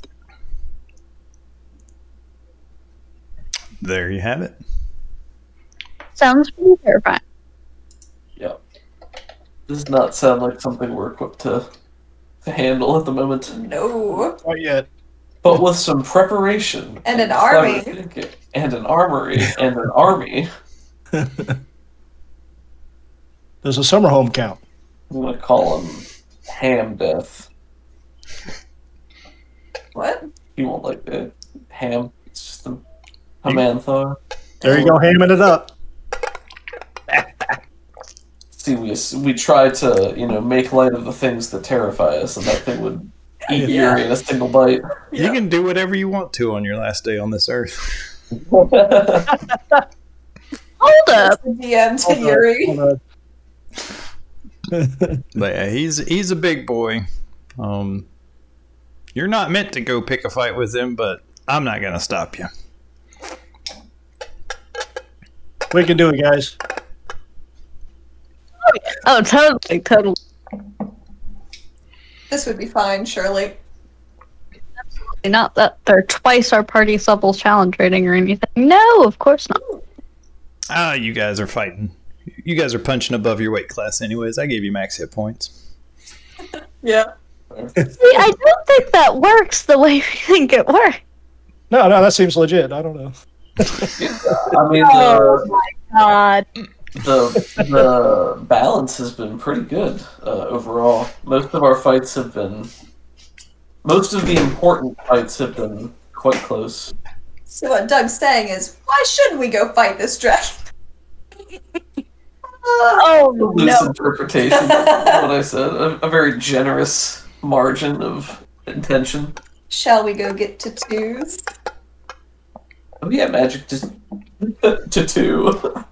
Tattoos. Tutus. If we plan on going to the dragon, I'm pretty sure you guys are joking, but if you're not, I need to get some offerings and stuff in Waterdeep while I'm here. Oh, we are. Karen would be nowhere near that place. She is. Once again, Karen is snack-sized. She's a fun-sized companion who would be eaten and gobbled up just in a moment. Too small for that. It's dramatically appropriate to build your legend of increasingly impressive deeds, and that massive jumps in the deed structure are difficult. The legend ends here. That's the worry. Out of character in a meta capacity, I would say that we're probably not meant to fight it at this point, but if we wanted to pick a bone, it would require some preparation. A lot of preparation. Decent amount of preparation. I wouldn't even consider fighting it, honestly. Yeah, I think it would eat us if we even came near it. Yeah, I don't think that's on the Probably. table. Black dragons are so mean. I think this turns into a survival horror game if it even stays up in the same area as us when we're there, and that's the real challenge, is going undetected. It's like that giant Resident Evil lady who just walks menacingly at you as you run away from her. Lady Dimitrescu? Yeah, I love her hat though. Yeah, it's awesome. She's very stylish. There's this one mod that somebody used where it, like, every time you look at her, the hat gets bigger. I saw that. It was so funny. Oh my god. It was like bigger than the hallway she was walking down. It was amazing. That would be all I would ever do. Just turn around and So funny. But yeah, the only reason I would even maybe consider going to this Black Dragon is for research purposes, definitely not fighting. See, we gotta bring Lightbringer for that. Lightbringer's like, hey, my ward would like to ask you some questions. It's like, get out of my house.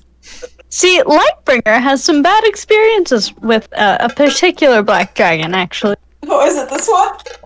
I hope not. It could be. Don't think so. They might be related, though. Oh, crap. What did we do with those eggs again? Well, we broke one of them.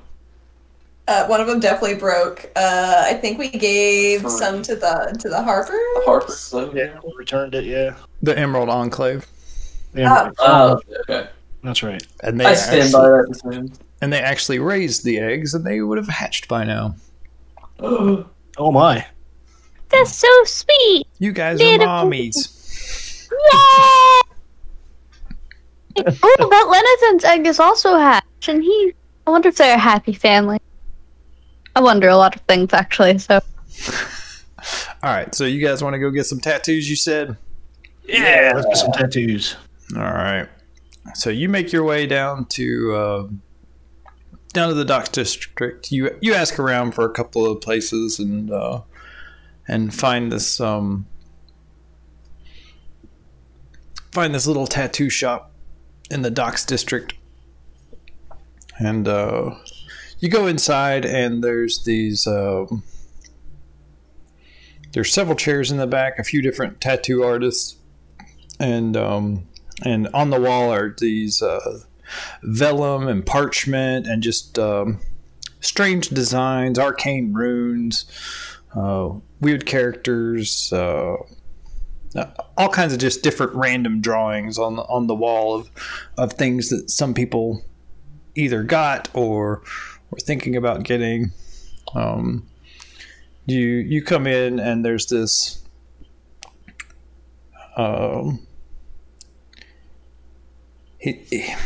there's a really large half-orc. He's not real muscular. He's just kind of, that kind of fat, that kind of bulky person, right? A little bit overweight, but his forearms and shoulders are just covered in just random tattoos. Nothing like the tribal swirls, just individual designs of various things. He's got one of his tusks is kind of shaved off flat, and he has a notch in one of his pointed ears. In his lobes, he has these 2 big kind of expander hoops that leave a hole where the earlobe should be, and he looks up. What can I do for you?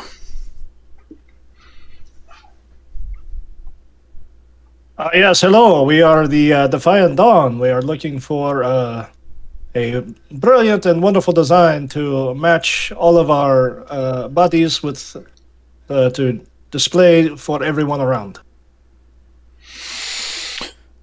He looks you up and down. It's like takes your measure and says, "All right, so you guys are adventurers. You want the tattoo, the Defiant Dawn."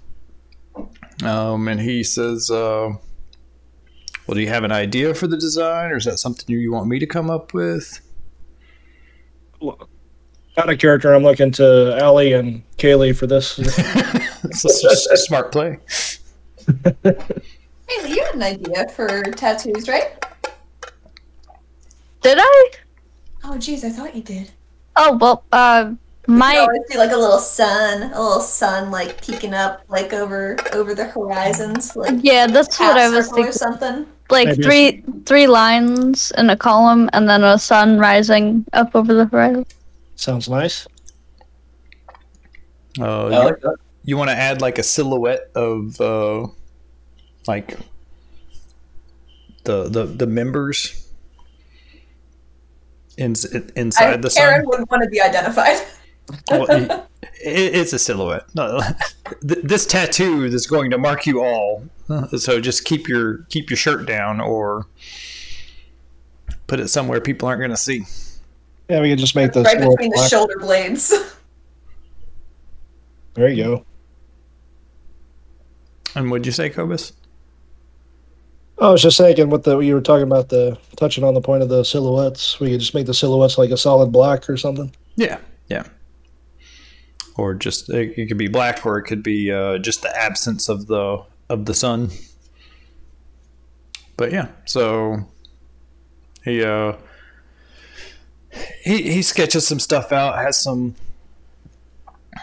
charcoal and some thin line pencils, and draws out a couple of ideas, and you narrow down on the design. And he says, yeah, okay, something like that. Whole group of you, I'll knock it out for 25 gold. What a bargain! Thank you. All right, and so he has several different artists in the back, and he starts getting to work and figure out where you want that tattoo placed and what it looks like. I think definitely on my arm, probably the left arm, or shoulder rather. Do it on the shoulder. And I think I want to add to the design by having everything that was described, but I want to put it on Yuri's tower shield, so it looks like a crest. Ooh, that's cool. So something like something he could get emblazoned on his shield. Yeah, but I have to have that on my shoulder, so have the silhouettes, the sunrise, all that on the shield, and then there's. I got you. So you're not making Yuri change a shield. You are putting a shield. Okay, you're putting the design inside a shield. Okay, I got it. Yep, you got it. Just my shield. What does anybody else want to chime in on where they're getting it? Karen's gonna get hers smack in the middle of her 2 shoulder blades, so she can have it covered up for anonymity reasons, but friendship.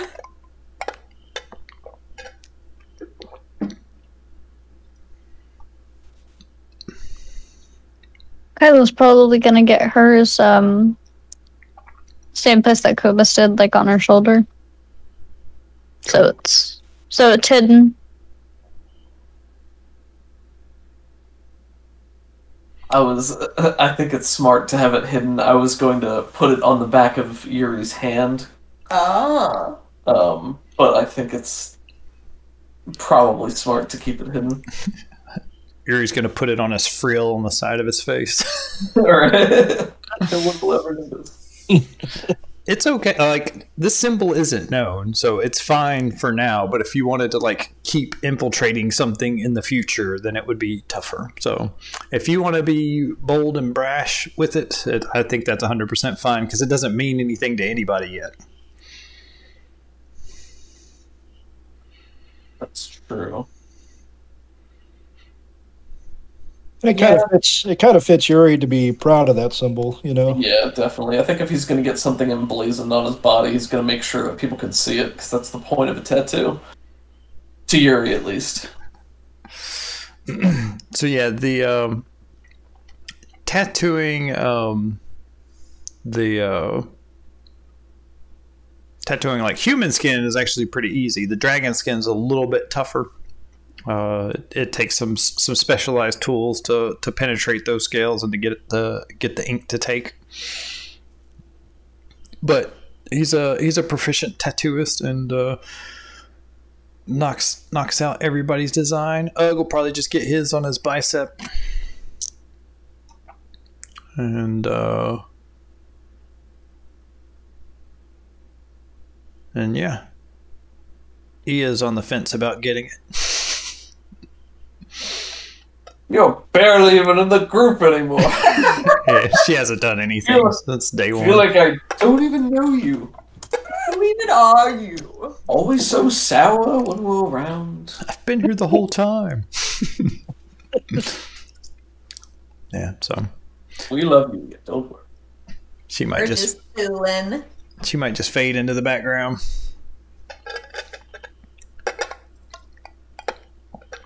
And were there people that wanted to get the magic tattoos? Most of the stuff that I heard was probably going to be about 500 gold pieces. Absolutely. And the stuff that you talked about, Yuri, just you're able to sign with your finger would be only like 100 gold. Cool. Yeah, so one of the reasons I wanted to get the tattoo on his hand is so they'd kind of be tied together, like the Illuminator tattoo on his hand maybe goes down his one finger, but stretches up to be part of the gold that's on the back of his fist. Is it like a fancy quill that like the tip is his claw? Ooh. Kind of, yeah. I was even imagining like the talon itself was gold in some way, That's so cool. like he signs with his talon, and that makes it. It says like rules is written. It says it's just like a fountain pen that never runs out of ink, but I want it to be sparkly gold lettering. Heck yeah. Nice. So he can sign stuff and it'll be from him. Courtesy of Lightbringer. Very cool. Very I'm cool. not affiliated with you. Except for friendship. That glory belongs to Ignatius Yuri. He's earned that. Supported by Lightbringer, as, you know, peripherally through his agents, which are you two. Don't you tell Lightbringer that. All right, everybody get inspiration for getting tattoos and being part of a cool story moment. Hooray. Thank you. Inspiration, I need to spend some of that.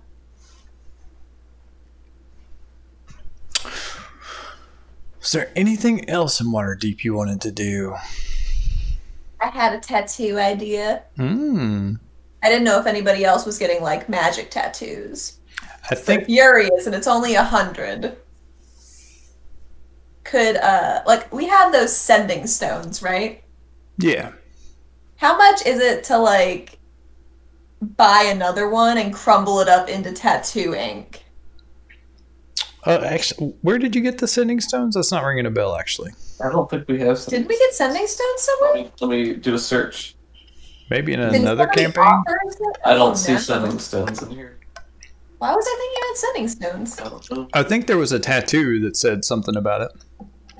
Maybe that's what I read. I'd love to get one of those. Let me look up what level spell that is. Give you a It's price. a 3rd level still. Hmm? Actually, I was like, how can we communicate over short distances? And it says,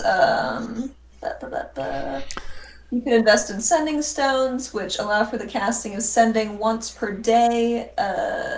It would be priced at 101 to 500 GP as an uncommon item. Yeah, this doesn't seem crazy. If you want to buy like actual sending stones, I'd say it'd probably be like 250. But if you just want a tattoo that does it, I'd say it's closer to 100. Oh, that's not bad. Yeah, I'd love to do that. And I'm getting one for Gully too. They're going to be on their ring fingers. Oh, nice. Oh, very sweet.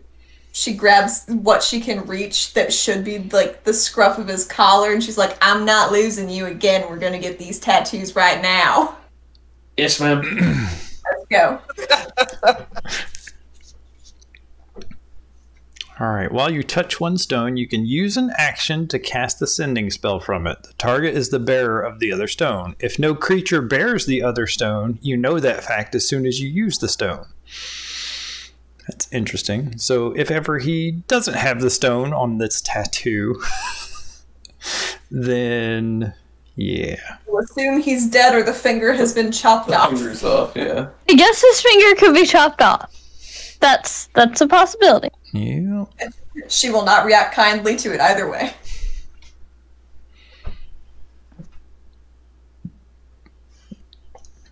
Let's look up sending real quick.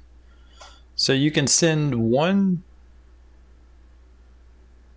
25-word message once a day. That's pretty good. All right. The message, "Where you at? I saved all them words."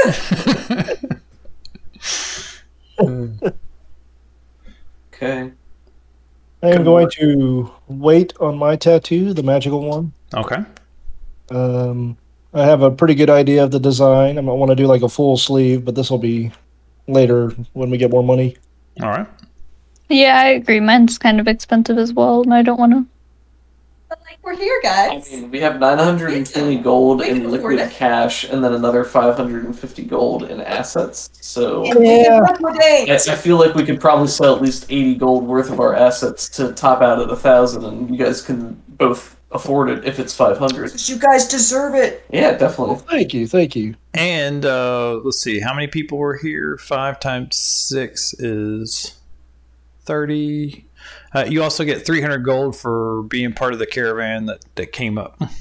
Yes. Oh my! Oh, nice. You got a gold per day as payment. Nice part is I didn't have to share it with the new merchant. Yeah. Oh, wow. Then, yeah, guys, we're still at 1,200 some with the caravan payment of 300.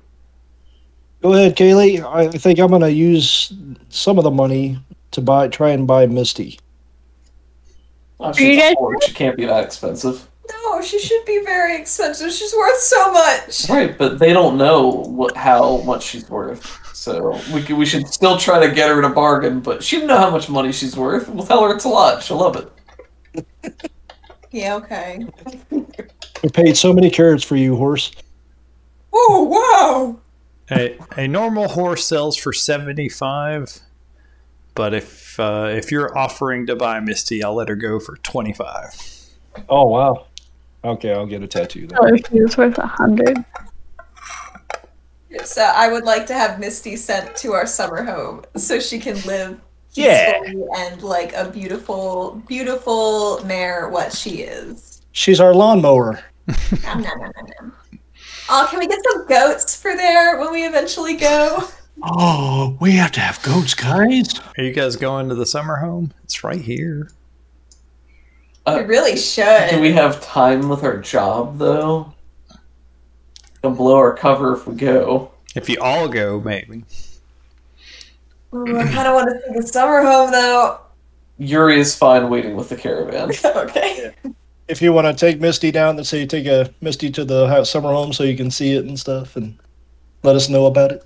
Ia can can go down there and start managing the summer home for you guys. Nice. It'll make the staff hate us. Oh no. No, we'll come back and we'll be like the cool parents, Okay, right? all right, yeah. She can be the boss, and we'll come in and undercut her when it's convenient for us. Oh, Where did man. you guys put your magical tattoos on your character sheet? Is that like a spell thing, I guess? Yeah, Well, I haven't done that.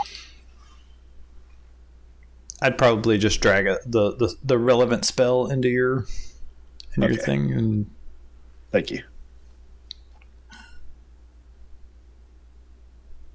I'm just gonna add it as an item on my sheet, probably. Because mine's mostly just a drawing effect. Oh, the one thing I can do with it is once a day I can take a piece of paper and I can use my tattoo to make it so that only I and one other person I designate can read what is on there for 24 hours. Ooh. So I could make a hidden message for somebody for 24 hours. Very fun, very fun. but you also have the ability to sign your signature. And are you a bronze or a brass dragon? I'm a brass dragon. Brass. Do you want it to be brass or do you want it to be gold? My signature, I figure, would match his paladin aura stuff. Okay. Oh. Nice. So a golden type ink, maybe a brassy gold, a little tinge in it. Nice. But yeah, he can sign with that. So, the magical tattoo that I was considering getting was a masquerade tattoo, I think it was called, and basically it allows me to cast Disguise Self Oh, once yeah, a that's day. so cool. And it also can change its appearance, which I thought was really cool, because I was thinking she could originally get the tattoo as Lightbringer, but when she's going undercover in the cult, it could be the Red Dragon ancestor. That's pretty Nice. cool. That's fun flavor. And I also think it could be really cool for spell casting and stuff, and just describing how it shifts and changes with different spells. Yeah, that's slick. And when you show up to talk to Lenathan to get him to write the foreword for your book, it can look like him. I'm getting a lot of Maui vibes here, and I like it. Oh, yeah. Oh, yeah, you have the one, The little man. yeah. Lightbringer, you're talking to Lightbringer on your shoulder. What do you think? It's also very Just kidding. I control him. a little Kronk adjacent, like an angel on her shoulder that's Lightbringer, but then when it's a bad idea, it's Karen.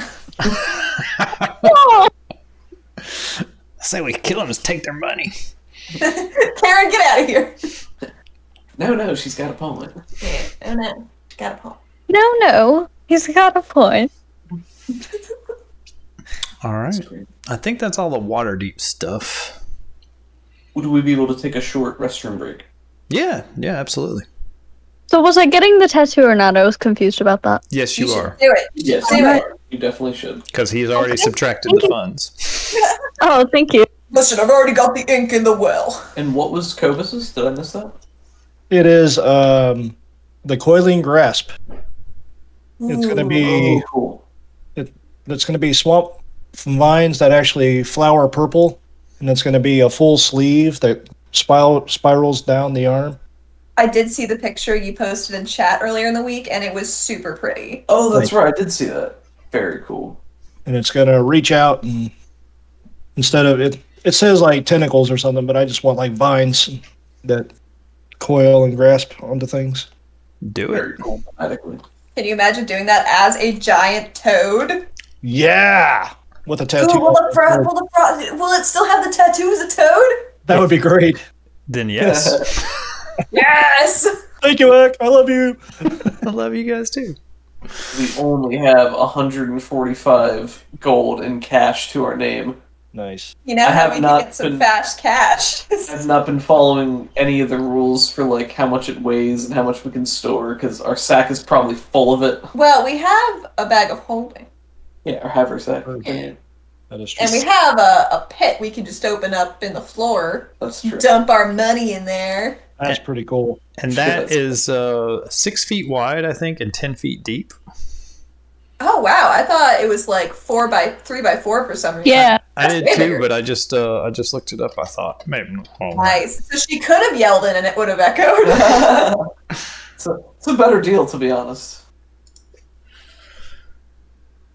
We can fit so much treasure in this bad boy. 6 feet in diameter. Da-da-da. I'm writing the notes down in my Wait, that's a circle. picture thing. And 10 feet deep. 6 foot diameter and 10 foot deep. Yep. So 6 feet across, 10 feet down. Yeah, that's great. Heck yeah. Maybe it was a better investment after all. Slightly. I can cast Fireball soon anyway. Just make sure you don't burn it or damage it in any way. Don't worry. I'm very well. You don't have the staff of Fireball anymore, so I'm slightly less worried. Yeah. I still have Burning Hand, so I think. All right, quick bathroom break, everybody. We'll be back in 5. Alrighty. Cool.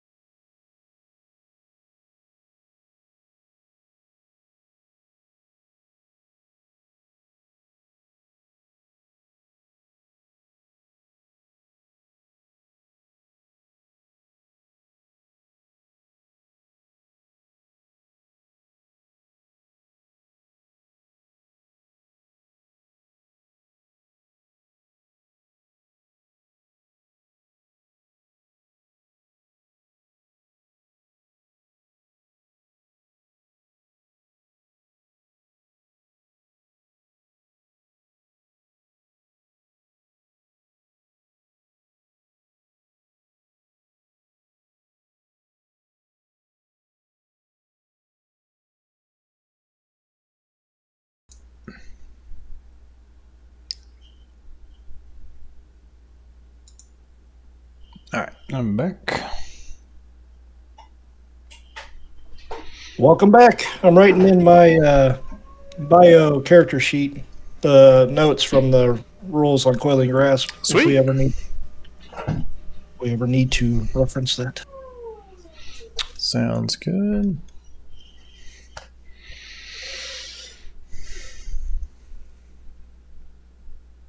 I hope that you do need to reference that. I return.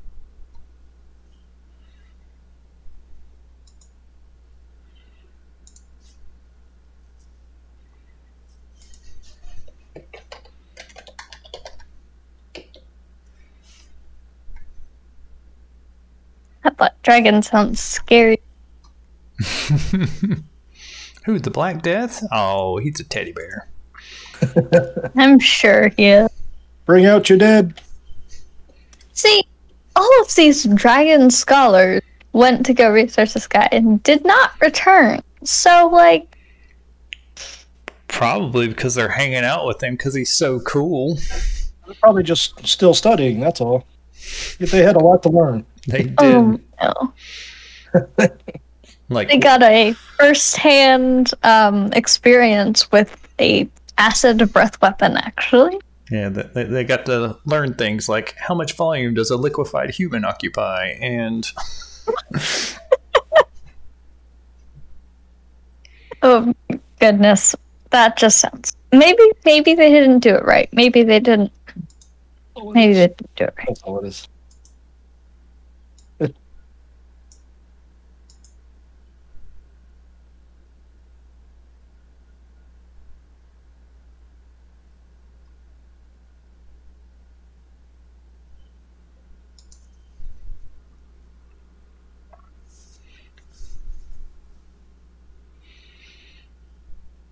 Oh, my other idea for the masquerade tattoo was that whenever one of the pseudo dragons are out, the tattoo will always look like them. So she'll say, "Okay, this is very important. You can't tell the others, but I got a tattoo of you and not the other two because you're my favorite." But it'll change for each one. Nice. That's cute.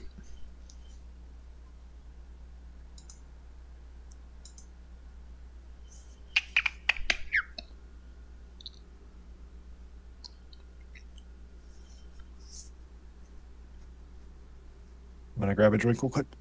Cool. Spooky dragon.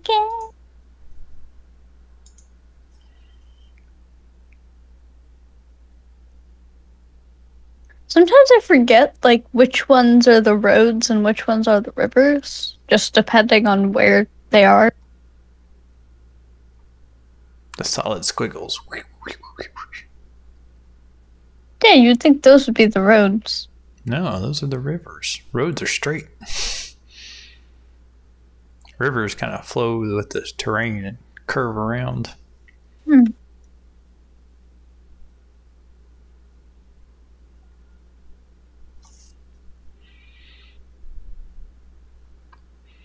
The Mirror of Dead Men. That's what I can do. I can find the...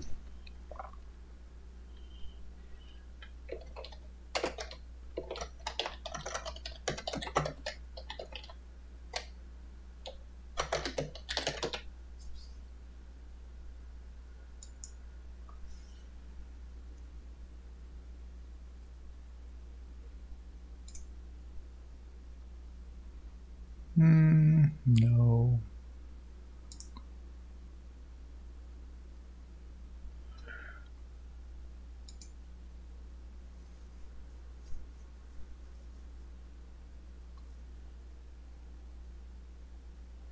I'm back. Welcome back. Thank you. Man, that name, though, Borag Hamanthar, where do they even come up with that? That's so long. Way too many syllables. Way too many.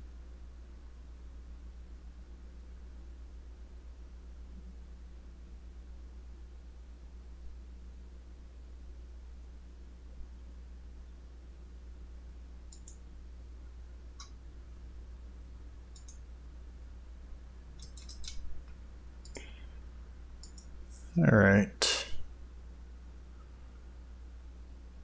I think this was the image that you showed me.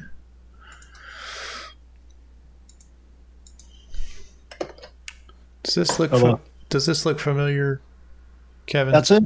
Yep. Perfect. Oh, it has a stable. Yes. It does have a stable. I am back. Allie is nearly back. Nearly. He is very rowdy. Godspeed. Misty Stable. Does the summer home have a name yet? I don't know. With one, we should definitely give it one though. Yeah. It's not Breeze Home. Okay. It's nice, but It's nice. I've just been there so many times. maybe it's like homesteading, but instead of Fallout 4, it's in Skyrim. I would love that. They better have that in the next Elder Scrolls. That we can't play. It'll be on PC. Maybe. Stupid Xbox. Oh, I didn't see that it was... All right. Misty Dawn. I like it. Misty Dawn's Retreat.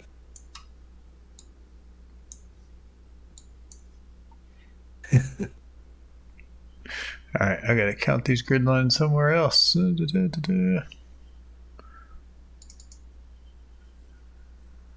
Sorry, I'm putting the map on there.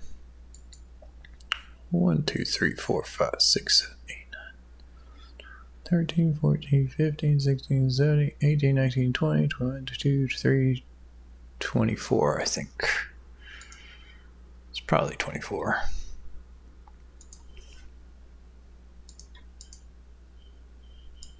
So, What are you guys doing? You done with Waterdeep and we're heading out? Is that what's going on? I believe so. We sent the message to update our employers and got the horse, most important part. And got our tattoos. Are we going to check out the house before we... Didn't think so. I thought Eo was dropping off the horse there. Whatever you want to do. Whatever you guys like to do. Oh gosh. Can you guys still hear us when we were talking just now? I can hear you. I can now. Okay, it does sound different. Doug's computer just blue screened. Blah. Oh, no. So I think we'll be going through my laptop for now. Cool. My audio is going to be a little worse for a hot sec. Sorry. You're fine. Okay. That's okay. You're actually coming through pretty clear. Oh, nice. Can you hear Doug when he talks? No. Nope. Okay.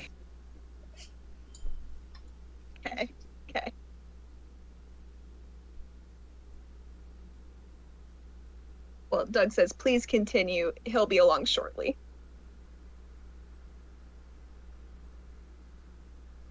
Can both of you hear us?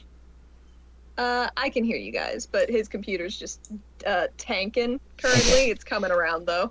Okay. It might be a good amount of time, so he says we should just go on ahead. All right, cool.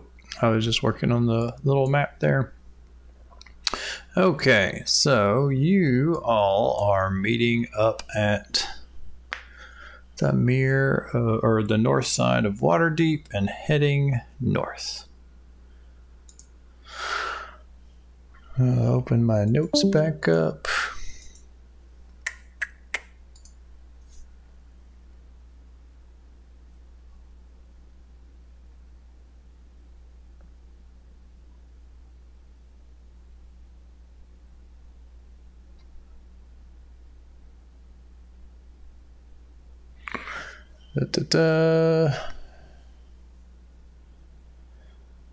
So Asbara Joss remains with the cultists and hangs out in that little the section where they were hanging out. The cultists spend the day resting their horses at a stable on the north side of Waterdeep. Other wagons are already there, covertly carrying treasure from all over the Sword Coast to the collection point. During the day, some of the cultists visit a large warehouse just inside the northern city gate, where construction supplies are stockpiled for shipment north and where wagons are gathered and loaded for the trip. Let's see. The characters have no trouble getting hired on as wagon escorts at the supply warehouse.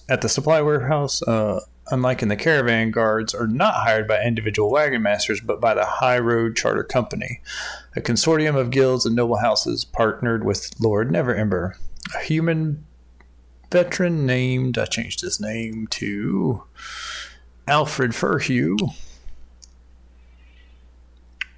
commands the entire convoy. And if you quite a fancy man. Yeah, if you open up the session NPCs, I can give you a link to that. Cool. Oh, yes, picture. Maybe I can give you a link to that. It's an important links or useful links. I had something typed in there. There we go. Ooh, this barrage also cool. Yeah, if you open up, I'll do this show to players, and you should be able to click that link and be there. There we go. I recognize two of these pictures. Yep.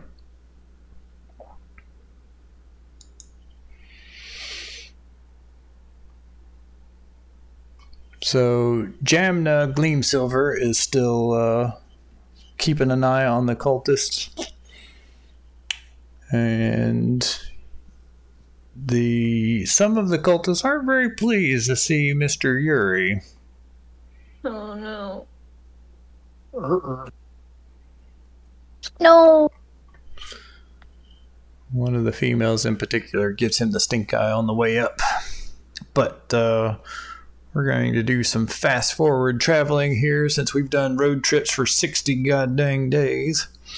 It was fun though. It was. I'm just kind of road tripped out. So you said some people are going to stop off at the summer home? Yeah, we'll drop off the horse and any valuables that we want to store there or stash. Yeah, so, I think yes. And she can help take care of Misty. There you go. Let's see. Did you guys come up with a name for your little place? Misty Dawn's Retreat. Oh, that's for suggestion. How does Doug and Allie feel about that?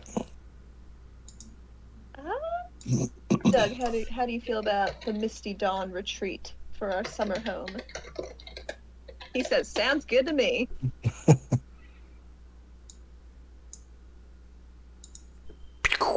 So we got ourselves a nice little... Yeah. What was the other thing I wanted to do? Take off the grid lines. Oh, cool. There even is a little river. Wow. Well, this is neat. Yeah, this one was from a Patreon, CZEPEKU. I'll try to find a link and put that in the description of the video. Zipperkey. Beautiful map. Because I didn't Patreon. I just found this on the interwebs. So I'll try to send him a few bucks or something. But yeah, you who all's going? It's Ia and who else? Karen wants to go and take a peek around. Yeah, I'll stay with the caravan just to kind of cover their moving off and then coming back in. Try and keep people distracted as much as possible from that. Mm-hmm. Yeah, Karen sometimes disappears anyways. That's just her. That's her MO. Yeah. True. All right. She's a scamp. So you make it there. It's these walls are about 6 feet tall. They're stone walls, and these towers are about 10 feet tall, so they go all the way up. And it's almost like a little mini castle. There's a gate on the south side and a gate on the north side. I drug you guys here. Yeah, okay. Ah, no, don't go there. It looks a little bit run down. You make it inside, and the grass is overgrown, and inside the house it looks like it's been robbed and looted. There were likely some rich tapestries that have been cut down, and there's not silverware in the place. There's no like golden candelabras or anything like that you might expect for a nicely appointed home. Most of the furniture is still here, but it looks like anything that was small and pretty easy to take and sell has been pillaged from this house. Man, I've seen a lot of jobs on a lot of houses, but this is picked clean. Yeah. Yeah, they were having money issues, so you're not sure if they were selling the stuff before this, or if the servants, after they stopped getting paid, they just took things and left. Karen shrugged. I can't blame him. Just means we get to decorate. That's right. It does. Were there any questions you had about this place, or? Is there like a library kind of room for Kyla and all of her eventual tomes of written knowledge? Yeah, I think kind of this would be the little map room would be a good library / study spot, and this might be a nice spot for a lab or a brewer station. Nice. Oh boy. Nice. Yeah, it looks like these are the servants' quarters, and then these are the private rooms. There's like one master bedroom back there. All in all, it's a very nice home, and you feel like it was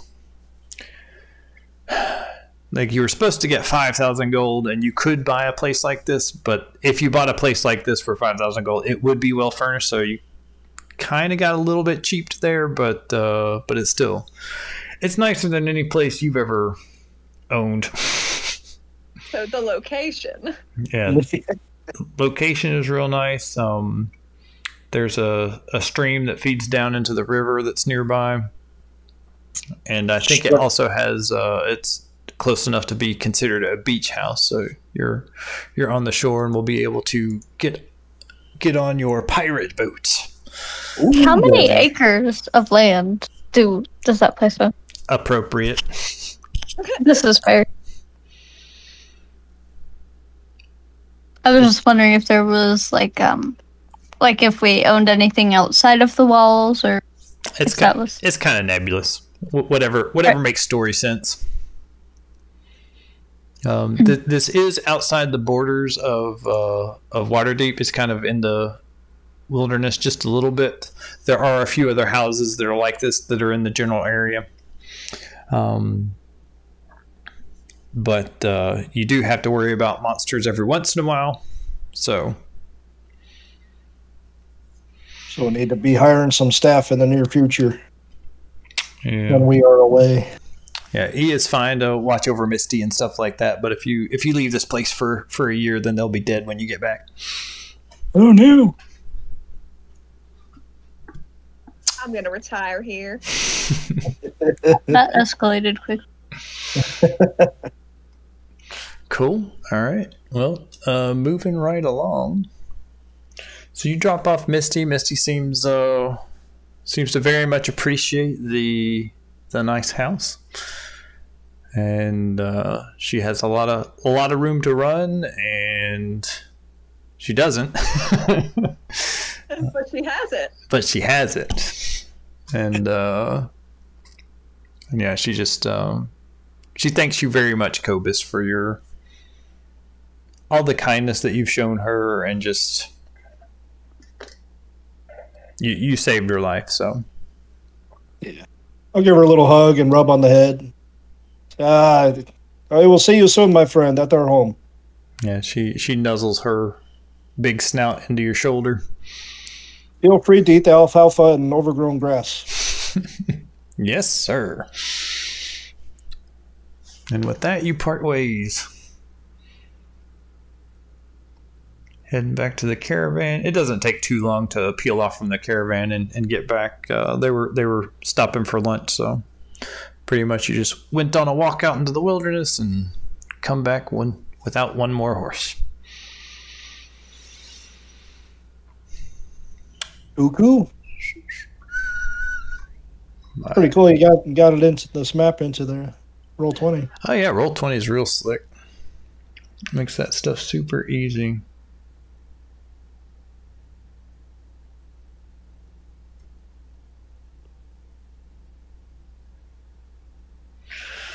All right, on this caravan, I guess Karen's gonna do her best to be incognito even more than she was before, because she doesn't want to get a dagger between her ribs.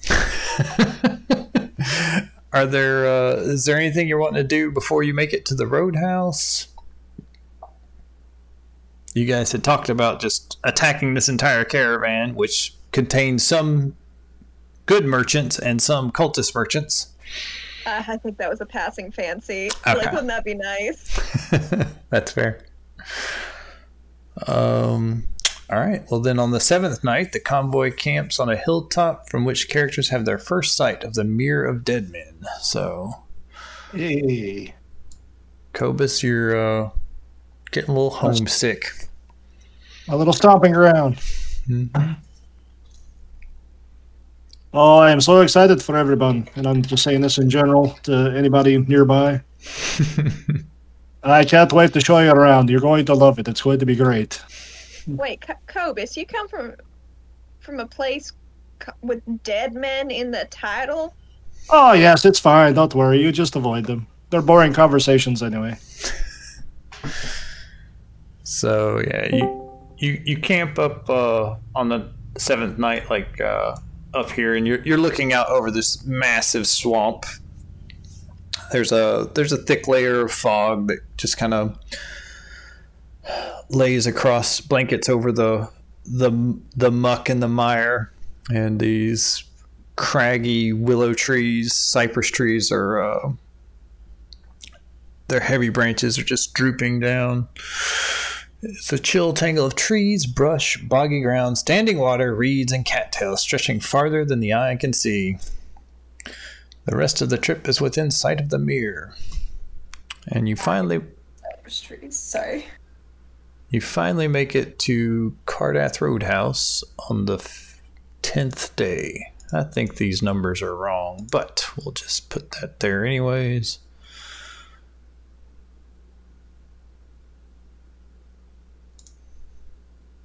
We're still on the house map, if we're supposed to. Oops, thank you. Sword Coast. Hoard Coast.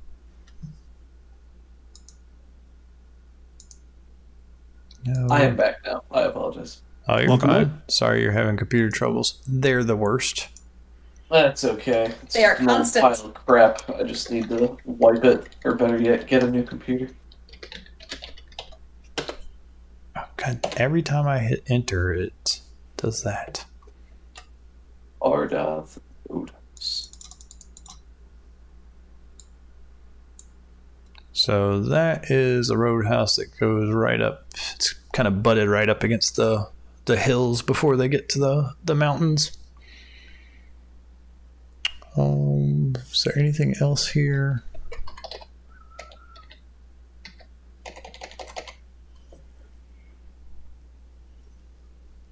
So I showed everybody the session NPCs. Alfred Furhue, he's been the guy that's been in charge of the caravan, and he tells everybody when we're moving out, when we're stopping for the night, that sort of thing. He has just leathery skin because he's just been in the elements for all of his life, and looks like he could handle himself in a fight. But eventually you see this small little, not quite fortress. It reminds you of some of the inn houses that you've slept in over the past. Does this have Fog of War on it? Doesn't, does it? No. Excellent. So yeah, there's this walled compound. Wagons come in through here. I've got my text tool. Wagons come in through here and set up in the main yard. The compound itself is crowded with food, lumber, and a myriad of other supplies in crates and barrels, material that can't be left exposed to the cold, wet weather, or is the wet weather, or is especially valuable, is stored in the warehouse. Area 3. So yeah, the wagons come in. Everybody's been traveling for several days now, and they some of the wagons are just offloading their stuff here. Others, for the more perishable items, are getting offloaded here. You see a big burly half-orc, and from Gulliver's talks you recognize him as Bogluck. He's the superintendent of this facility, and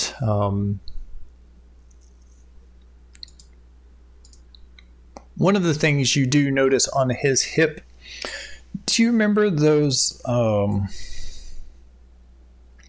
scabbards that had like the golden dragon filigree up and down their...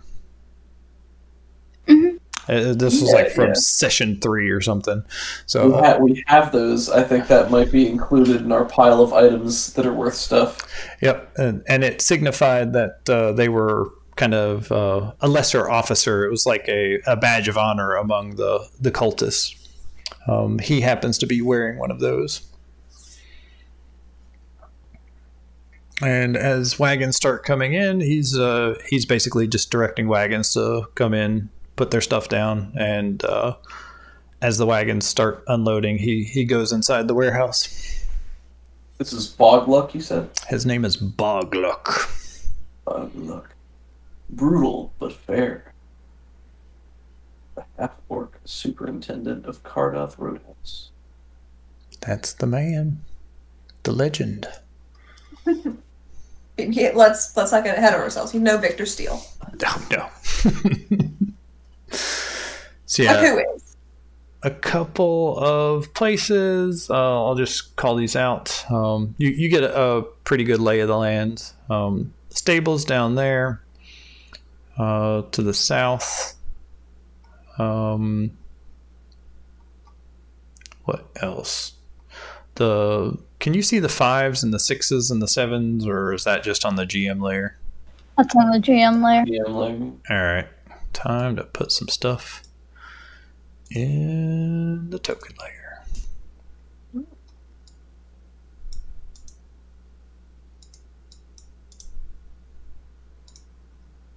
Like the individually numbered stables. Yeah.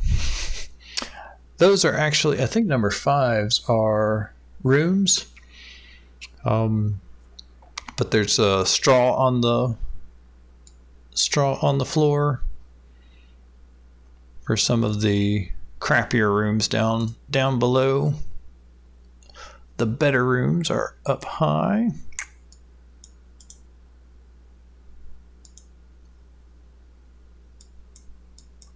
All right. Zooming out. Hold on a second. I've messed up my... All right, we're at zoom 100%. Okay. And then I've zoomed out to 35% so I can see the whole thing. All right, so over here, 1 is the main courtyard. 2 is stables, and people are taking their horses and stabling them there. Some are taking them for around the outside.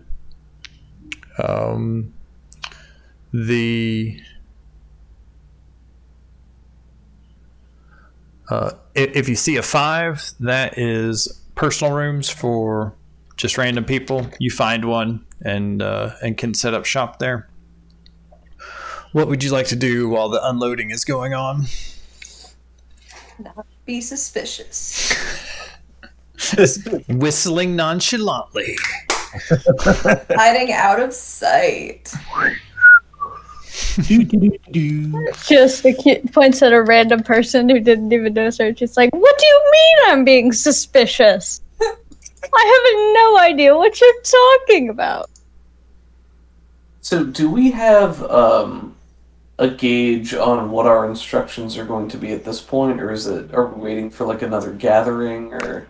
You were trying to figure out how the loot was getting from here to Nariotar Castle, and then once you got to Nariotar Castle, see what they are doing with the loot, and if you can, try and stop them.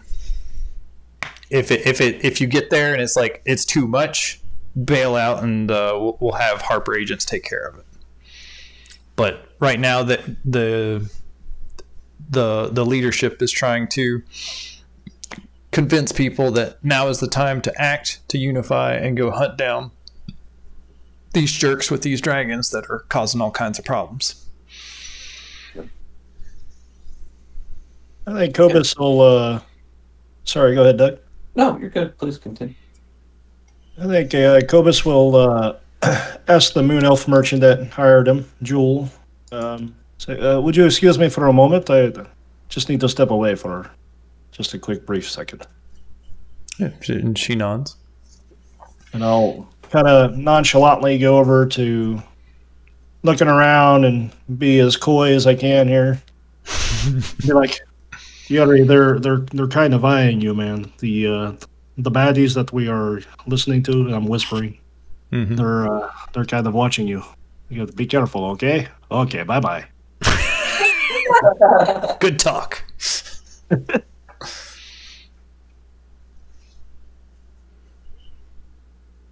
Sorry, who is he talking to? Yuri. Oh, I'm sorry, I missed that part. Oh, and are they just still out in the open at this point? Some cultists are... The cultists are each hanging with their wagon right now. Some of them have gone... Like, they pulled their wagon all the way up here to this door, and they're, like, offloading stuff inside. And basically, there's a line of sometimes cultists, sometimes not cultists that are basically unloading their wagon into the warehouse. Hmm. Oh, maybe I should hang back. If we're staying here overnight, I'm sure they're going to. Kobis already walked away.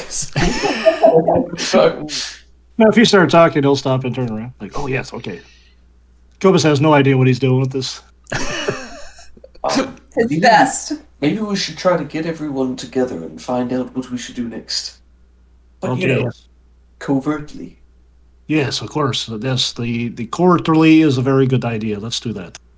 I'm going to go off on my own so that they won't suspect anyone from being around me. And then if you could go and talk to the others, we can Okay. figure something out from there, I'm sure. I'll let you go first, okay? That's so, Kobis can completely forget and just like walk behind Yuri. He's like, oh, right. I gotta go this way. Jim. Kyla would just be helping some cultists unload their wagons, probably. If she would be allowed to do that. So just maybe I missed something. Are we we no longer have the jobs that we did on the main trek to Waterdeep, right? Is this Correct. caravan only cultists, or were we still? There are cultists and there are normal people that are bringing in supplies, like for the road. Like you see people unloading big, huge timbers and tar and thatch and gravel and stuff like that.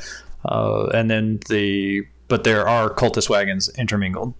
Most of the merchants and stuff, once they made it to Waterdeep, that was their destination. But now, like, what's coming up here are road supplies and apparently treasure. Okay. So we're just kind of walking along then. We're not really probably not hired anymore. Right. You as a guard, you're supposed to be here in case there's trouble, but most of the guards have just kind of wandered about. Some have gone up to Area 8, where they get food. Others have already laid claim to different different rooms or whatever. Thank you for the clarity. Yep. And you go inside to help with the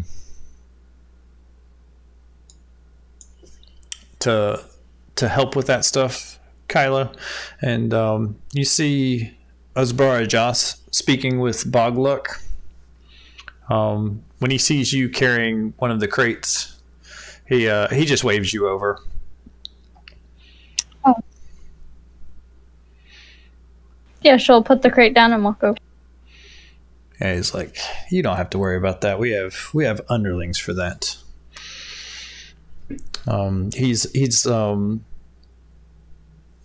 has his staff out now, with the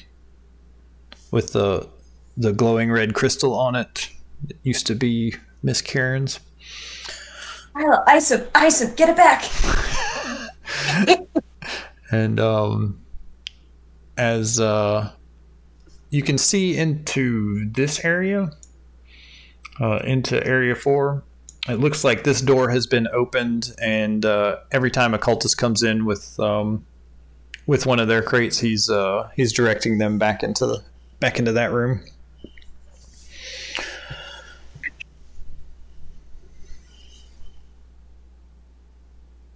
And let's see, would he invite you into the inner sanctum? All right, out of character. I'm going to go ahead and tell you, Asbara Joss is probably going to head off to Castle Neritar before too terribly long. Do you think he would invite Kyla, and would you want to go with him, or would you like to stay with the group? I think the game is going to happen with the group, but you could still hang out or whatever. I would say that's more up to Kaylee if she wants to infiltrate and go on ahead of us. I would rather stay with the group. I don't want to be doing different stuff than people, honestly. And she was just initiated into the cult. I'm pretty sure you probably wouldn't invite her anyways, even if she is a spellcaster. Okay. She's just know that he's been impressed with like your ability to take out that merchant and identify that spy. If that would be a cool storyline for you to explore as Kyla, then I'm all for it. Yeah. I wouldn't be worried about you going off on your own, but if you want to stay with the group, I think that's totally fine too. Yeah, I think the fun's where the group's at. I like interacting with you guys and stuff. So Cool. All right, yeah. Then we'll say that he doesn't like invite you along, so you don't have to make up an excuse about why you wouldn't want to go. oh, thank you. But yeah, he says you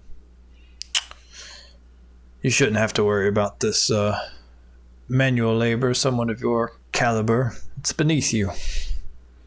All right, if you say so. Is there anything else I can do to help?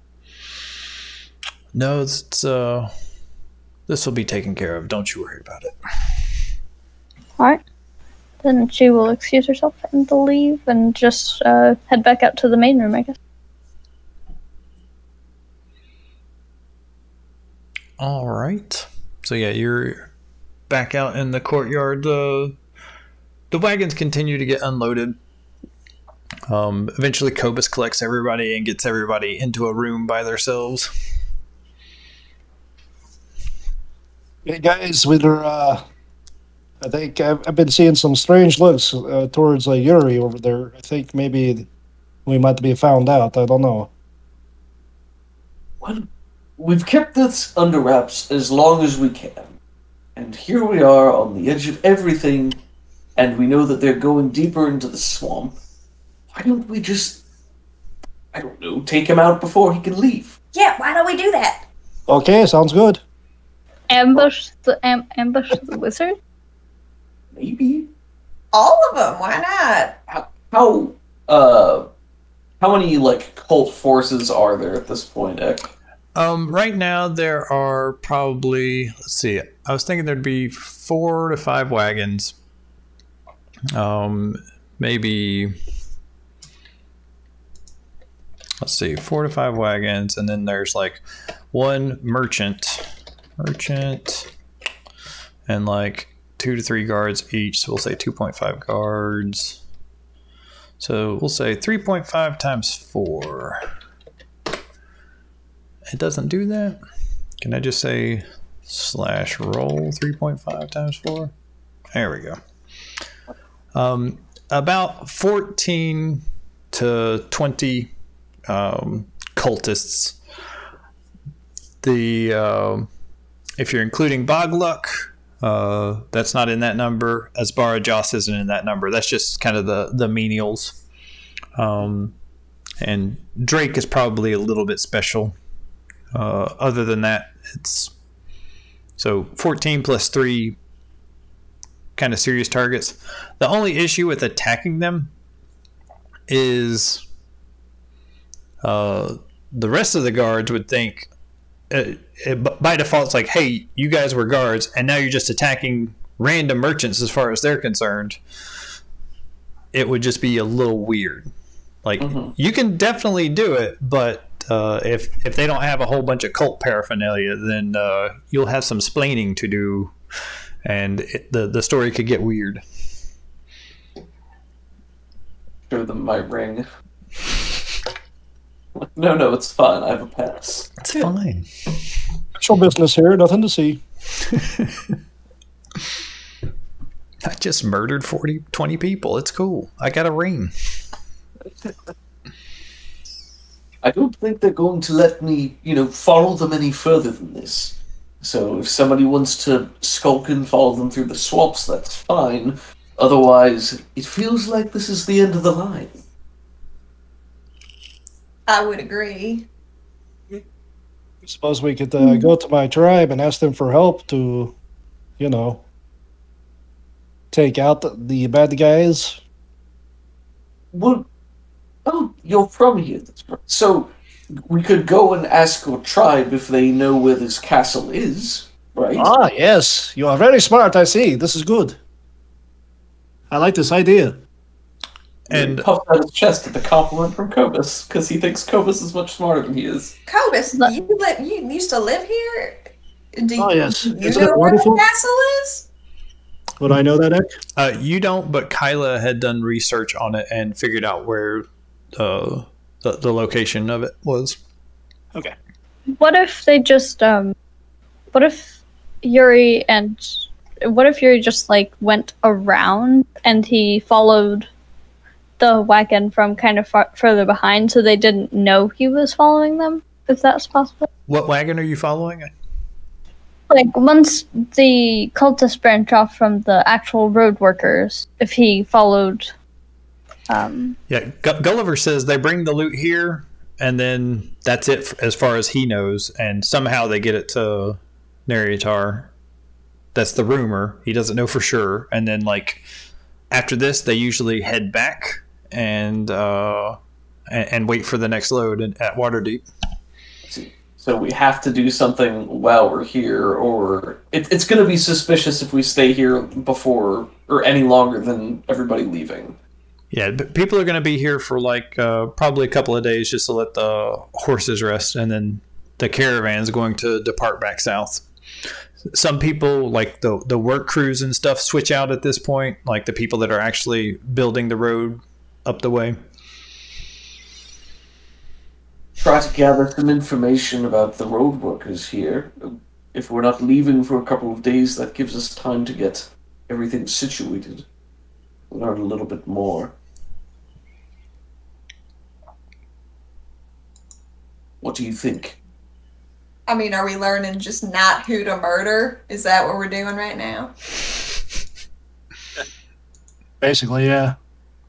Hey, you have a pretty good idea about who the cultists are and who the cultists aren't. When the swords start flying, though, if you like just started murdering people, then it could turn into something weird. That's all I'm saying. Yeah, it could be hard to not kill an innocent bystander that's just defending their caravan. Or we could try to... I mean, if we find out... I'm talking meta now, but if we find out how they're getting the stuff from here to the castle, then we could try to set up an ambush along the way and then waylay some people. That's true. And then it's outside of town, but given that we don't know how they're doing it, it could be a portal for all we know. It's not the dragon helping out. The Roadhouse would notice a dragon showing up every once in a while to pick up a load of supplies. The dragon that's the fastest dragon that there's ever been. Maybe he's fast. It's too fast for them to see. Whee! Or we could go try to talk to Kobis's tribe and see if they know how they're transporting it. Yeah. Or if they have any extra information about the castle itself and how we might surprise them there. How far away is my hometown to here? You'd be able to... Let's see. Let me get back on the map. My line of thinking is, do we have time to slink out and slink back in? I think you'd be able to get word to your people somehow. Like, send a pseudo dragon. You could send a pseudo dragon, or you could send an animal messenger or something like that to get somebody's attention, right? And touch base with them before.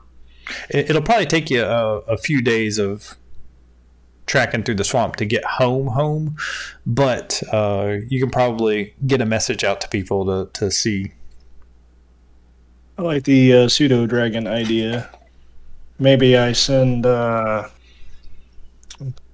Maybe the pseudo dragon carries something of mine that they recognize it, so they don't just immediately shoot it down. Yeah, the most respectful dragon you have. Yeah, totally gonna give it back. I'm sure. Yeah, you probably have some sort of token or something that signifies your tribe and can write a message. I have a tinderbox. Maybe that was a hand-carved tinderbox from the tribe that we specifically... That's cool. Yeah, so which dragon do you send on this important quest? Honestly, since it's delivering a message, I'm kind of thinking Storm for this one. Okay. Just so Shadow doesn't drop off the box in the middle of nowhere and come back and be like, "I said screw you." Hey, they just stole the box. You were gone for 5 minutes, Shadow. I was bad at guarding it. That's just All right, so yeah, you give the task to Shadow or to to Storm. What does the note say? Basically, just telling him who I am and saying, "Hey, I'm currently at the Carnoth Roadhouse. We're looking to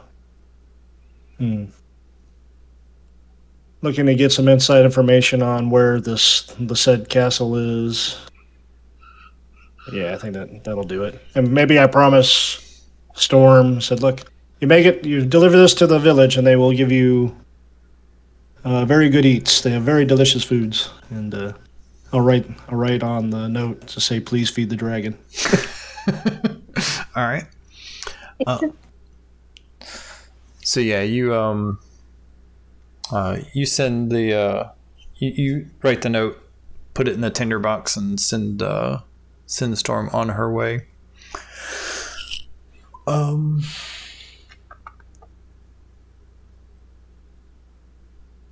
Yeah, she comes back a lot sooner than you're expecting.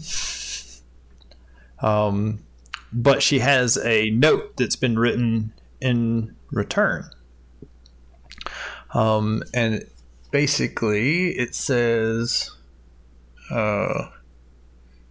there's a large tree to the northwest of Cardath Roadhouse. Meet me there. And then and it's signed Sarok. And you remember Sarok as being an old friend of yours that you grew up with. Yay. And he says he can meet you there tonight. Alrighty, and I will relate that to everybody else. Is he going to mind if we're there with you? Or should you meet him alone? No, of course not. Everyone is friends. It's good. It's good. You will like him, I promise. I believe you. He's a little sheltered, but it's okay. Sheltered, you say? Living in a swamp? Yeah. Yuri, don't be rude. I don't know how you would be sheltered.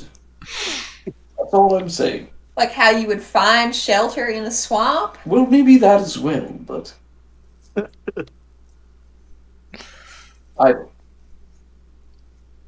Lead on. I am very confused, but I will lead on, as you say. Okay, let's go. So you guys are leaving in the middle of the day and gonna wait out there? Sure. Okay. All right. Whatever the least inconspicuous method. Yeah. Yeah. Karen can do 2 people invisibility, but one of them will be herself. I guess Kyla will come with you guys since she's not being required to do any work as of right now, so nobody's going to really be looking for her. If they already suspect Yuri, then they're probably just going to try to kill him somewhere anyway. So, whatever. And they'll fail, obviously. Probably. Maybe. We'll see. All right. So you start making your way to this big tree that you see in the distance. It's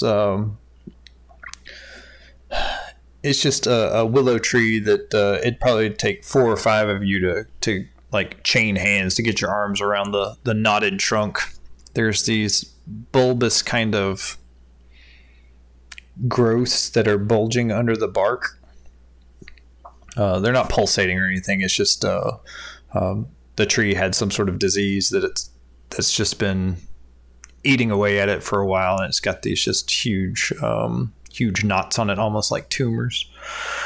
Make sure you touch the tree, Kobis, so you can the ring of tree walking. Ooh, yeah. Oh yeah. Yeah, I imagine you've been touching a tree every so often all the way up this daggum Sword Coast. So pretty much anywhere you've ever been, I'd say you could teleport there if you needed to. Nice. Thank you for the reminder. But yeah, you make it there.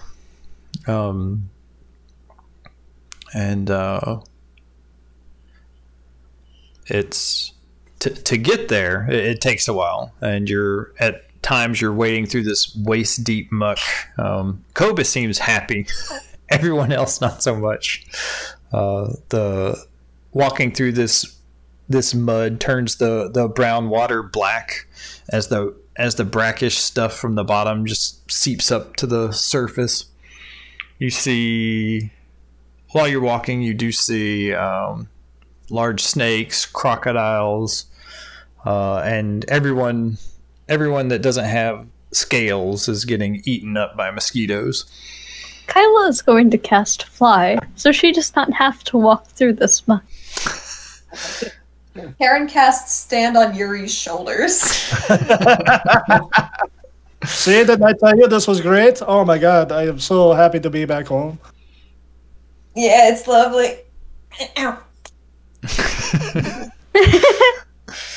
Yeah, and the smell, the stagnant water is just carries that smell of thick, rotted vegetation in it. And every once in a while, you'll get that potent whiff of methane. But it takes a while to move you see the tree, and at first you're thinking, yeah, we'll probably make it to that tree in 30 minutes to an hour, but it takes like 2.5 hours to get there. You're waiting for, it's probably evening time by the time you make it there, but Sarok isn't there yet. You're waiting for another couple of hours before he shows up. And it's nighttime by the time you see him. He has there's a torch on the end of this hollowed out wooden canoe, and he and a few of your tribe are maneuvering this boat through some of the deeper waters. On their boat, you see some of the crates that you recognize from the cult, and he waves as he gets closer. Looks like there's 3 canoes. Each of them has a couple of crates on them. He says, "Kobis!" Ah, there you are, you old sticker, you. How are you? I have missed you so much. Yeah, he jumps out of the boat. The cacophony of sounds at night is just there's just hundreds of frogs just croaking. There's and every once in a while you hear the splash of something big moving in the water off in the distance, and when you turn to look over there, all you see are ripples, and it's kind of unsettling for non-swamp dwellers.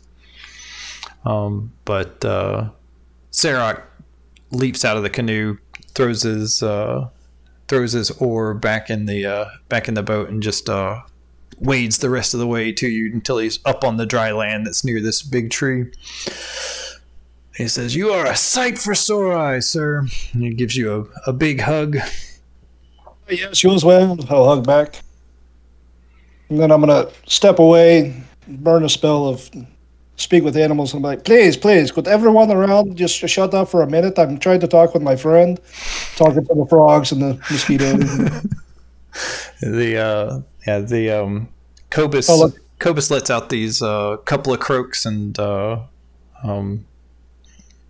just these odd sounds emanate from him, and that din of noise kind of quiets down, and Sarok looks impressed. I didn't know you were an animal speaker. Oh, you know, man, I've been practice makes perfect and whatnots, and I do my best. How have you been? What have you been up to? How are the parents? You ask about his parents, and he looks down. And, my mom got killed. Oh no. I don't know if you know about this dragon cult that's been going around, but they came in and more or less forced us to join forces with them. And now some of us didn't like that idea, and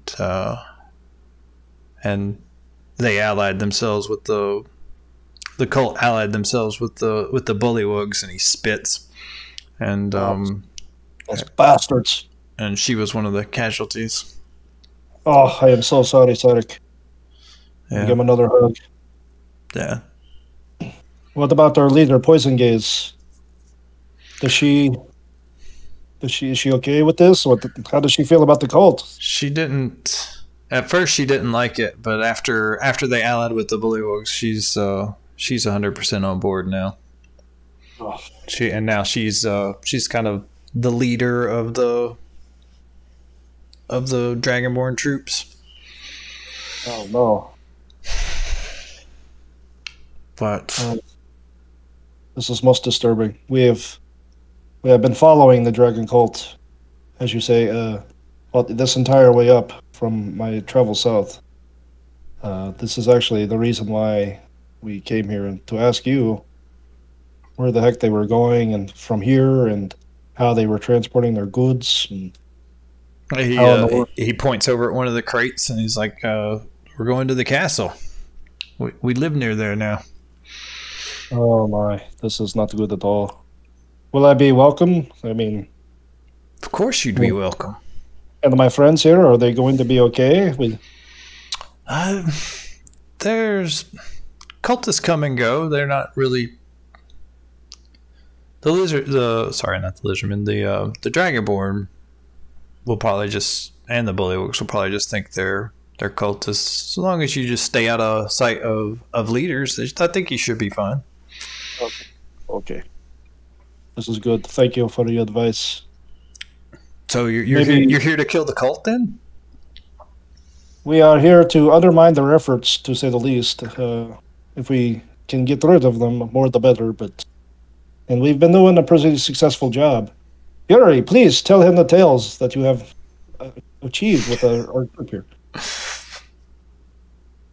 Yuri will blink in surprise at the sudden prompt, but then probably give a more serious, abridged version of what they've done up to this point, with focuses on their battles, of course, but also trying to dig a little bit of information about the castle itself, leading into...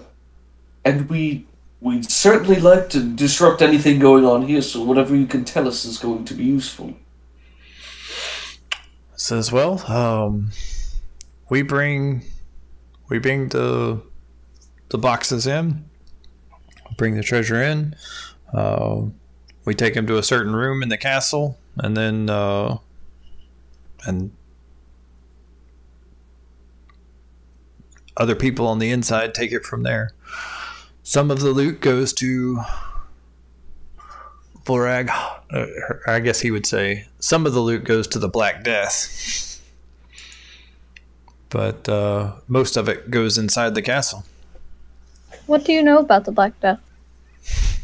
He looks into the night sky, even though there's no way he'd be able to see anything.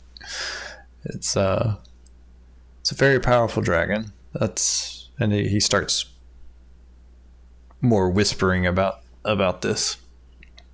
And he works with the cult, but he never comes around the castle, so We don't bother him, and he doesn't bother us. It's a good arrangement.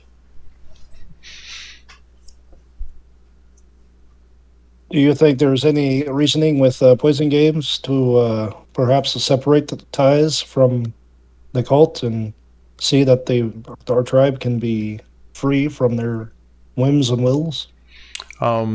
He says, yes, absolutely. Now that you're back, you'll be able to put a stop to them, and we'll be able to fight we'll be able to attack the castle and overthrow the bullywugs. And he's just like super excited. Like, you were always like the tough one of you two. And so he has a really high opinion of you. Some of the other Dragonborn in the party, like when you're asking about, so do you think she'll be able to be convinced? They're like just kind of looking off to the side and rubbing the backs of their necks, and they're not as convinced as your friend is.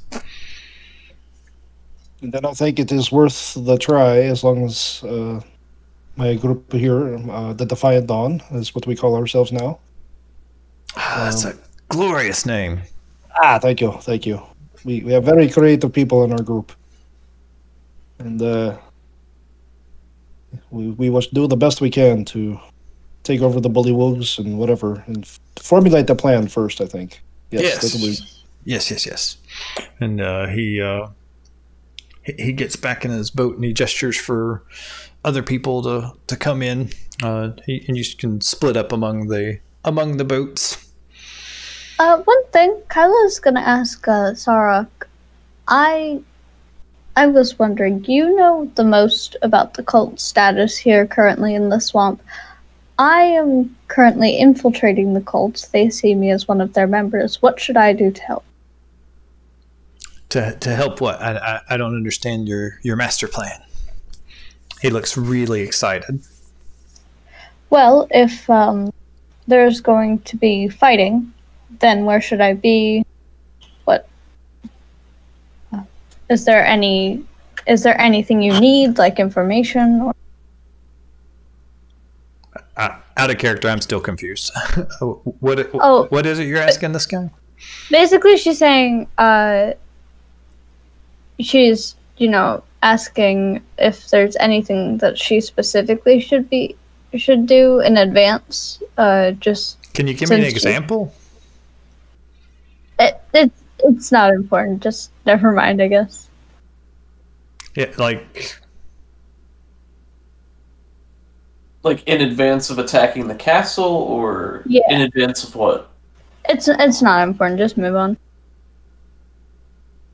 Okay. What were you asking, like things that Kyla could do to like solidify what she was presenting to the cult as like, yeah, I'm a cultist.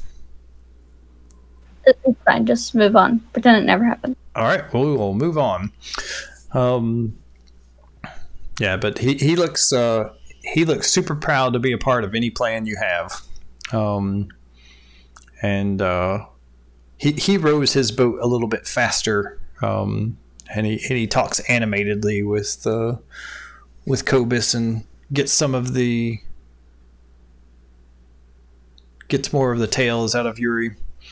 You travel through the night. Once you make it to once the sun starts coming up, they stop at a dry patch. You have no idea where the heck you're at in this swamp. Kobis does. Nobody else does. You've been traveling in this place at night. You can't see the road. You can't see the roadhouse. But he seems really excited. They pull their boats up onto this hump of a dry island, and they have these reed mats that they lay out over the ground, and they set camp for the early morning. He says, we will rest here for a bit before continuing. out of character, everybody can have their long rest, blah, blah, blah, blah, blah. You can get your luck points back. Thank you. I don't think I used evasive. I don't think so. But yeah, they normally they travel through the day, but the first night they just have to get away from the camp so people don't see them leaving. Sorry if you guys can hear like hammering outside. I don't know what our neighbors are doing. Nope, can't hear it at all. Constant. I don't even know which neighbor it is. All of them at once. Are we spending multiple days here? Huh? Are we spending multiple days with the tribe? Yes. Oh, okay. Yeah, it's going to take probably 2 to 3 days to get to the castle. All right, that's fine. So we just completely broke off from the cult? It would seem so. So then what's going to happen with Kyla infiltrating? I didn't know we were going to be spending so long with them. If you wanted to go back and be with the cult, you could have, but that was kind of the question I asked at first, and you said you wanted to stay with the group. Yeah, I wasn't aware that we were spending multiple days with the tribe. That's all. Okay. What would you like to change or retcon? Well, I don't know, because I just don't know what the status would be if she disappeared for a few days without telling anyone. And I don't know what would be the most useful. I think you not knowing the status is true. I don't know what else to tell you about that. What would be the most useful, I leave as a decision to you and the rest of the players. So if you're looking at it from like a tactical perspective of you're wanting to keep your cover for as long as possible before the attack, and then be in a position like in and around the cult when something happens to somehow sabotage them from within, is that kind of the angle you're thinking? Yeah, I guess I just don't really know what to do because I'm not sure what would help the most, I guess. Like I want what you guys want, so. Out of character, I'll go ahead and tell you most of the cult does not go to the castle. Most of the cult are part of the caravans and the guards and stuff like that. Did Gulliver stay back with them? I assume so, yeah. Okay, so he's not coming into the swamp with you guys? Absolutely not. Right. Maybe she even, once she realizes how long they're going to be there, she touches her new little tattoo, and it's like, hey, take the money and run. I love you. I'll see you later. All right. I even got some wiggle room on those words. I counted them as I went. Had you guys talked about what your game plan was beforehand? Probably we have a house now. Like narratively, as the NPC, he can certainly listen to Karen and get out of Dodge. I'm not gonna try to overcomplicate the situation by having him argue with you on that, if it makes sense, and if you guys. I mean, that was his plan, right? Grab the money and get out. Yep, right. That's what I thought. If that's the plan, then he will get the money and he'll say, I'm going to count on my fingers here. Be careful, I'll get the money and head to the home. I love you. Go for it. Okay, so I misunderstood. Yeah, Kyla will be with the group. Okay. I wasn't sure what was going on. Okay, and out of character, so most of the cultists are staying back at the camp or heading back south to Waterdeep. But out of character, I'll go ahead and tell you that the wizard is going to make it to the castle somehow. You're not 100% sure how, but that's what he's doing. So if you want to... Okay. Do you want to do anything differently that we can retcon? Do you want to try and stop the wizard? Do you want to... No, it's fine. I just misunderstood what was going on, so I'm good. Okay. Cool. We are... So yeah, it's going to be a few days, and I need to use the bathroom one more time before we make it to Castle Nereatar. I'll be right back. Nereatar. So we're going right to the castle. Dang. Wonder Is if the this narrator happening? named it. Is this happening? Are we doing this? I don't know. I thought we were going to like meet with the tribe and try to talk to them. Unless the tribe is like literally at the castle. They might be. which I it think might they were be. outside the castle, is what they said. Revolution! I'm so concerned that the dragon is gonna show up or be there or something. We'll sacrifice the cultists to that dragon. It'll love it. That sounds like an excellent idea, actually. It's evil, evil dragon. Yeah, I thought we were just meeting up and finding out information, and I didn't know what the next step was. That might be what we're doing, and it just happens to be at the castle. Yep. Sounds good. So it sounds like we have an opportunity to undermine the bullywugs and undermine the entire army. Bullywugs. Smash some frogs. Yeah. Frog smashers. Yeah. Frog smashers.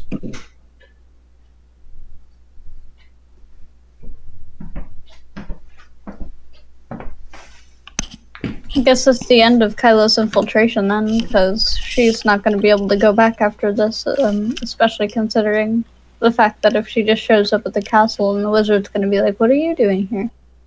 What? I was sent. So if there's something you want to retcon, then a good place to do it for sure. Yeah, now's a good time.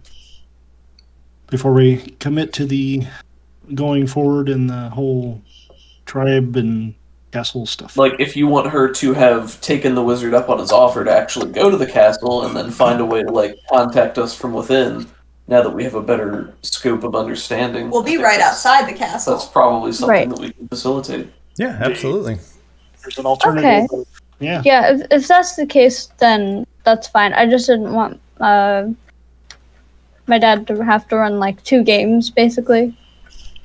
No. So if it seems like it's narrowing down to a funnel and we're basically going to be in the same general vicinity, then we're just doing 2 separate things in the same place. Alright, that makes a lot more sense. I was really confused on what we were doing. A two-pronged approach.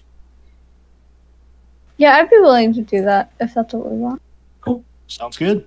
And do you have any spells that let you speak with people long distances at all? Or you could do the Telepseudo Dragon.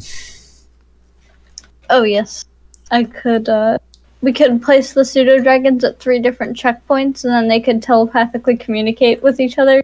Oh, nice. But it would be really funny. It's like there's this game called Telephone where there's a bunch of people sitting in a circle, and by the end it turns something like "I like cheese" into brain freeze or something like that. So it might completely distort the message, but I think Especially through the dragons. especially if Shadow is one of the important links. All right. I don't know. She said something about giving us extra treasure. It sounds a little strange. I don't know, guys. Oh well, guess we have to respect her wishes. She said, "Attack now. There's no time to explain." Oh no! She said to give me all of the gold I can carry.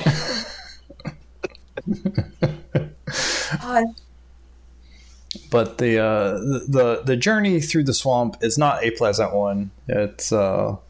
It's about what you'd expect. So beautiful. At one point, you do see the black dragon flying low to the horizon. And looks like he's flying along at a pretty good clip. Not ridiculously fast, but fast. And you can sense that he's too far away to make out any details, but you can sense that he's looking at you, and just like the hairs on the back of your neck or the scales on the back of your neck kind of prickle up, and you feel the shiver run up your spine. Except for Yuri, he's immune to fear. Oh no, Yuri's immune to fear. He's not actually. Oh, not? I thought paladins were. When did they get that? I get bonuses to some stuff, but I don't think I get fear immunity. Like my aura of protection that I have as of level 6 adds my charisma bonus to any saving throws, but Right on. I'm immune to disease, I think. Well, lucky you. Yeah. Let's see, he's not worried about the swamp. What if it tarnishes his scales? That's the biggest concern. They'll always shine through. Gleaming beacon. A chorus descends. Oh. He hasn't really made use of his fine steed since, he learned how to use it. Oh, yeah, I forgot all about your stag.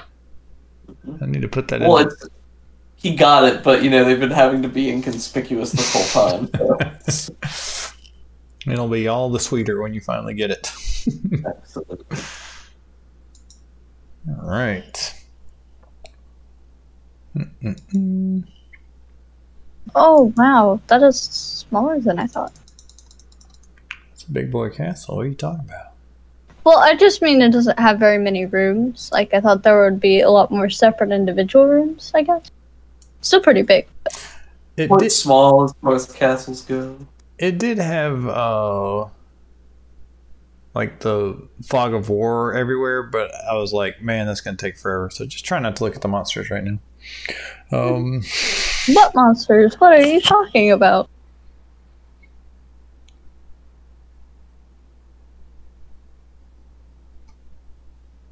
This is a halfway much. It isn't much of a camp, just a clearing that's slightly drier than the muck. We already did that. A few dozen yards beyond the campsite in the direction you've been traveling, dry land ends. Other than moss-covered trees, fallen logs, and thick clumps of reeds, nothing rises above the still black water. Yeah, now you've made it into the swamp proper. Did we make it to... I didn't have... I've lost my notes for this area, so give me just a second. No problem.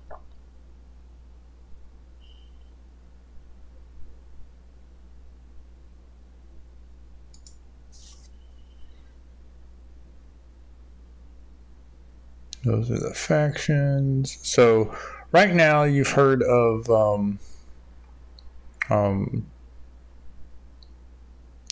two main factions. There's the Bullywugs, and then there's more than that. There's the Bullywugs that are kind of running things inside the castle. They are far more numerous than the lizard folk. You've got the Dragonborn that have been... their shaman was recently killed by the leader of the enemy Bullywugs. What the heck's his name? Farbleck Spattergoo. That's a name, isn't it? Farbleck Spattergoo? What's that? That's the Bullywug? Or that was the lizard folk? It's not a name. Wow. Yeah. So was he the lizard folk or the Bullywug? He's a Bullywug. That checks out. Never mind. Perfectly good name. That's amazing. And then there's the Cult of the Dragon that's also there. That's they're the people that are in charge overall. Tell the Bullywugs what to do. But there's definitely some tensions in all three groups, and there's a little dragon on the side. I wouldn't worry about him. Wait, what? Vorag Amanthar. This raises some concern. Well, he's not here. He's not here. He's a set piece on the horizon. Yep. Ek, why do you need the black dragon stats? Why do you need the stats? Because I know this group, and they might say, you know what? I ain't afraid of no adult black dragon. I got my big boy pants. Let's go take this guy out. Maybe Eric could charm a person into aggroing the dragon on the cult. Other names that you've heard the name Resmir. She is a half dragon. She's a black half dragon who shows up every once in a while, and she's the big person in charge. Oh yeah, we've met her. Yeah, following her. He says she's in the castle right now. And then Dralmor Borngray. He is an elf that is a cultist and actually seems to like the Dragonborn.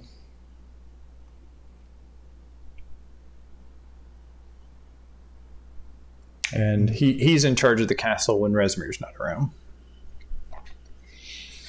Any of these people could be the dragon in disguise. Kobis doesn't know that. Smack them all. We'll figure out which one's the real dragon. That sounds like an excellent plan. Let's do it. All right. Castle Nereatar was built on dry land, then a deep, dry moat was dug around it. When the mere expanded and surrounded the castle site, the moat flooded and overflowed. Now the whole site is swampy, and large pools of standing water dot the clearing. The castle was built on exposed bedrock, so its foundation is sound and mostly dry, even a century after the flooding. Tangled brush and trees grow to within 20 feet of the walls on 3 sides of the castle. Only the front, the southern face, is clear. Wait, where's south? Probably here, maybe? Looks like south is west on the map. That's real convenient. So yeah, this is... There we go. Yeah, this is the side that's clear. Everything else is like wilderness. Bullywugs live in crowded, hastily made reed huts, and the Dragonborn have sturdier, roomier reed longhouses. So this is where the most of the Dragonborn call home that live in this general area. There's also another section of your village just way off camera, where the women and the children mainly hang out. Actually, not women, just children and the elderly. That's what we'll say. People not willing to, not able to help the cult in whatever it is they're doing. So the Bullywugs live all up in these houses, and also inside the castle. We're coming up on time around 4 o'clock. I don't know what you want to get into before then. Maybe a general game plan? Yeah, I don't think we should kick anything off this session. Unless we want to kick a beehive so Ek has time to plan. Do it. You remember what we did in that first camp with the kobolds and the mercenaries where we made them turn on each other? That could work. That could work. Again. Yeah. Erin can be invisible. She knows how to charm people. And she can speak any language. I think. Is that a thing that you picked? Let me check. I'm pretty sure.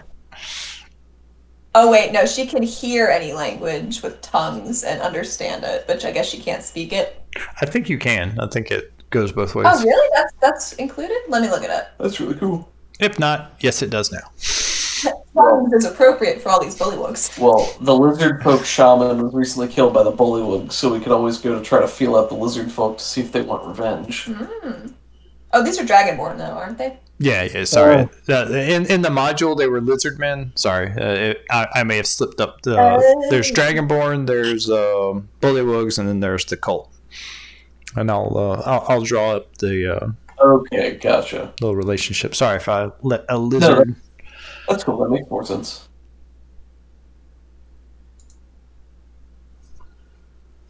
And this is specifically Kobis' tribe.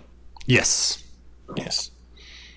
Apparently, they got chased out of their forest to the northeast, and they said, "Fine, we'll go live in the swamp." And so they lived in the swamp for a while, and then they're like, "Hey, that's a pretty cool little castle." And then the dragon cult came in and said, "Hey, that's a pretty cool little castle," and they took over.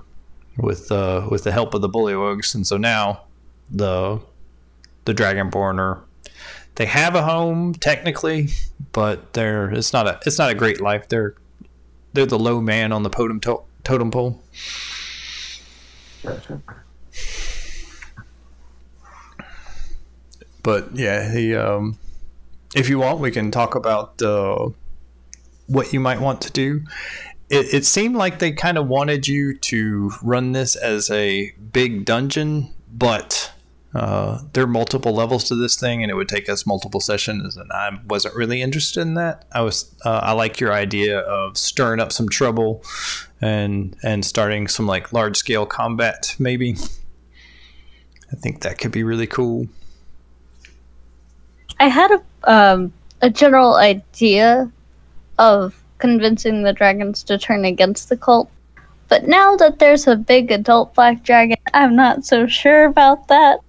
Well, the black dragon is he's nowhere near here. His lair isn't. It's like a half day's travel to the east. Oh, I thought he was allied with the cult. He is. Oh, okay. But He's not involved in this direct operation. But what he doesn't know won't hurt him. That's right. That's right. It could be like they're paying him tribute for setting up shop in his swamp, knowing that he has domain here, and it costs him nothing to accept all of this treasure. I kind of like the idea. I kind of like the idea of trying to convince the bullywug somehow to.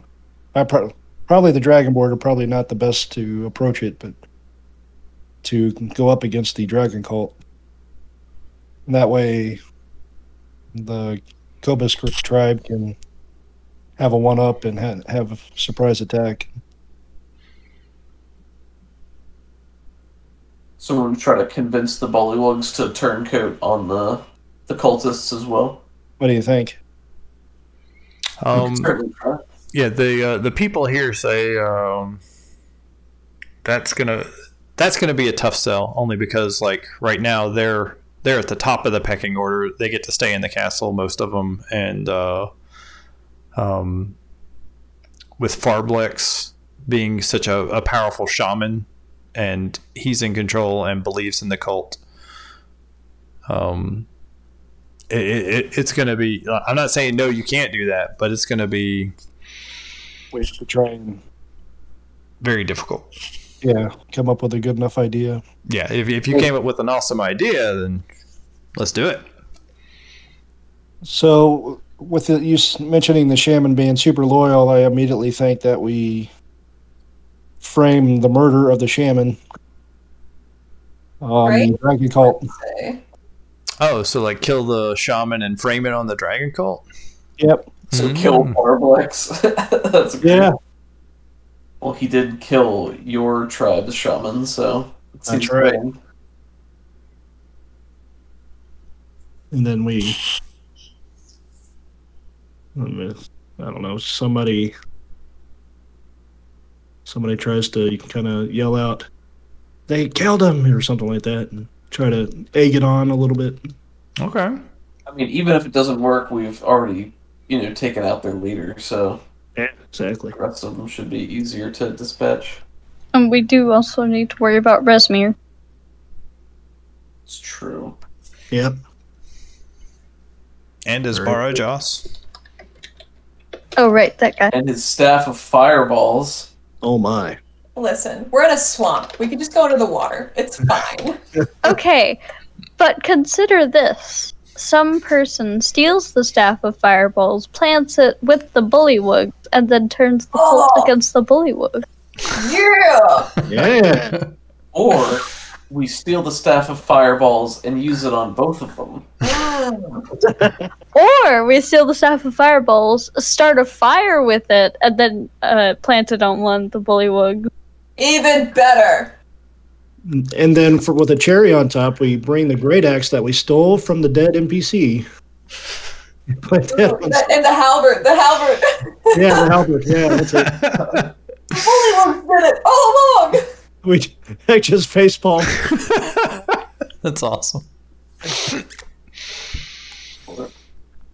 can we also have this be a plan that we hatched somewhat preemptively with Kyla? Oh yeah. I'm 100% on board with the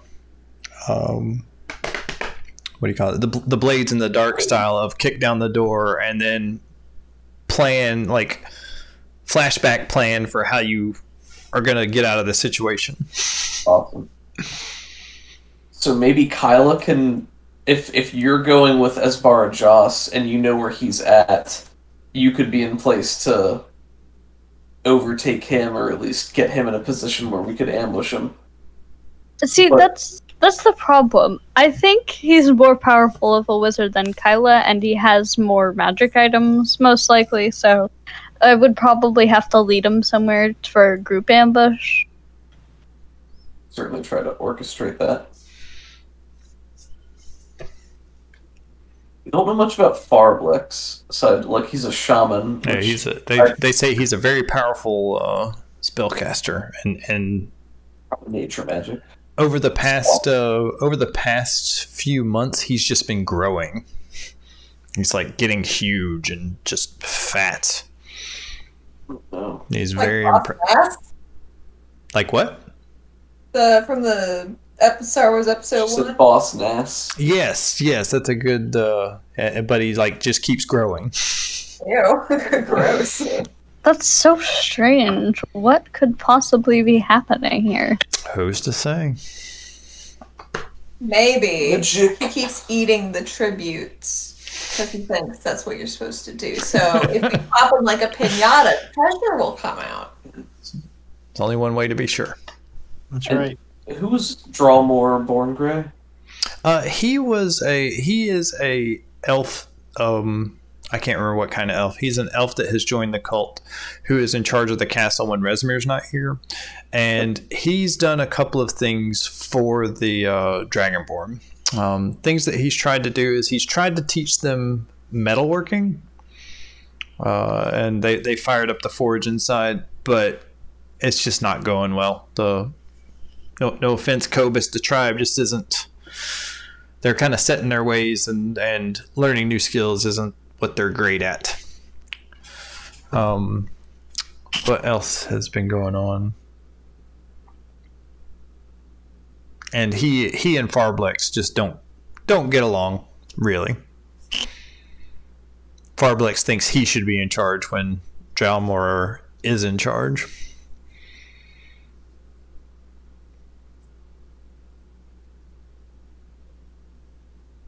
I see. We have a couple of avenues then. I mean, Yeah. we've got an uprising type thing we can do with the Dragonborn if Drawmore is trying to teach the tribe how to do metalworking. Presumably he's, near us and within reach at a certain time, so we could always ambush him. We don't really know where Rezmir is or what she's up to, but she's potentially the most powerful of them. Yeah. As far as Joss is tricksy and has access to a lot of literal firepower and resources. And Farblex might be, within our realm as well, but once we go after one target, it's going to create a snowball effect, so we should probably have contingencies in place. How powerful is disguise self? Because if we take out Esbara Joss, Kyla might be able to disguise herself as Esbara Joss. You'd be able to impersonate him with some rolls.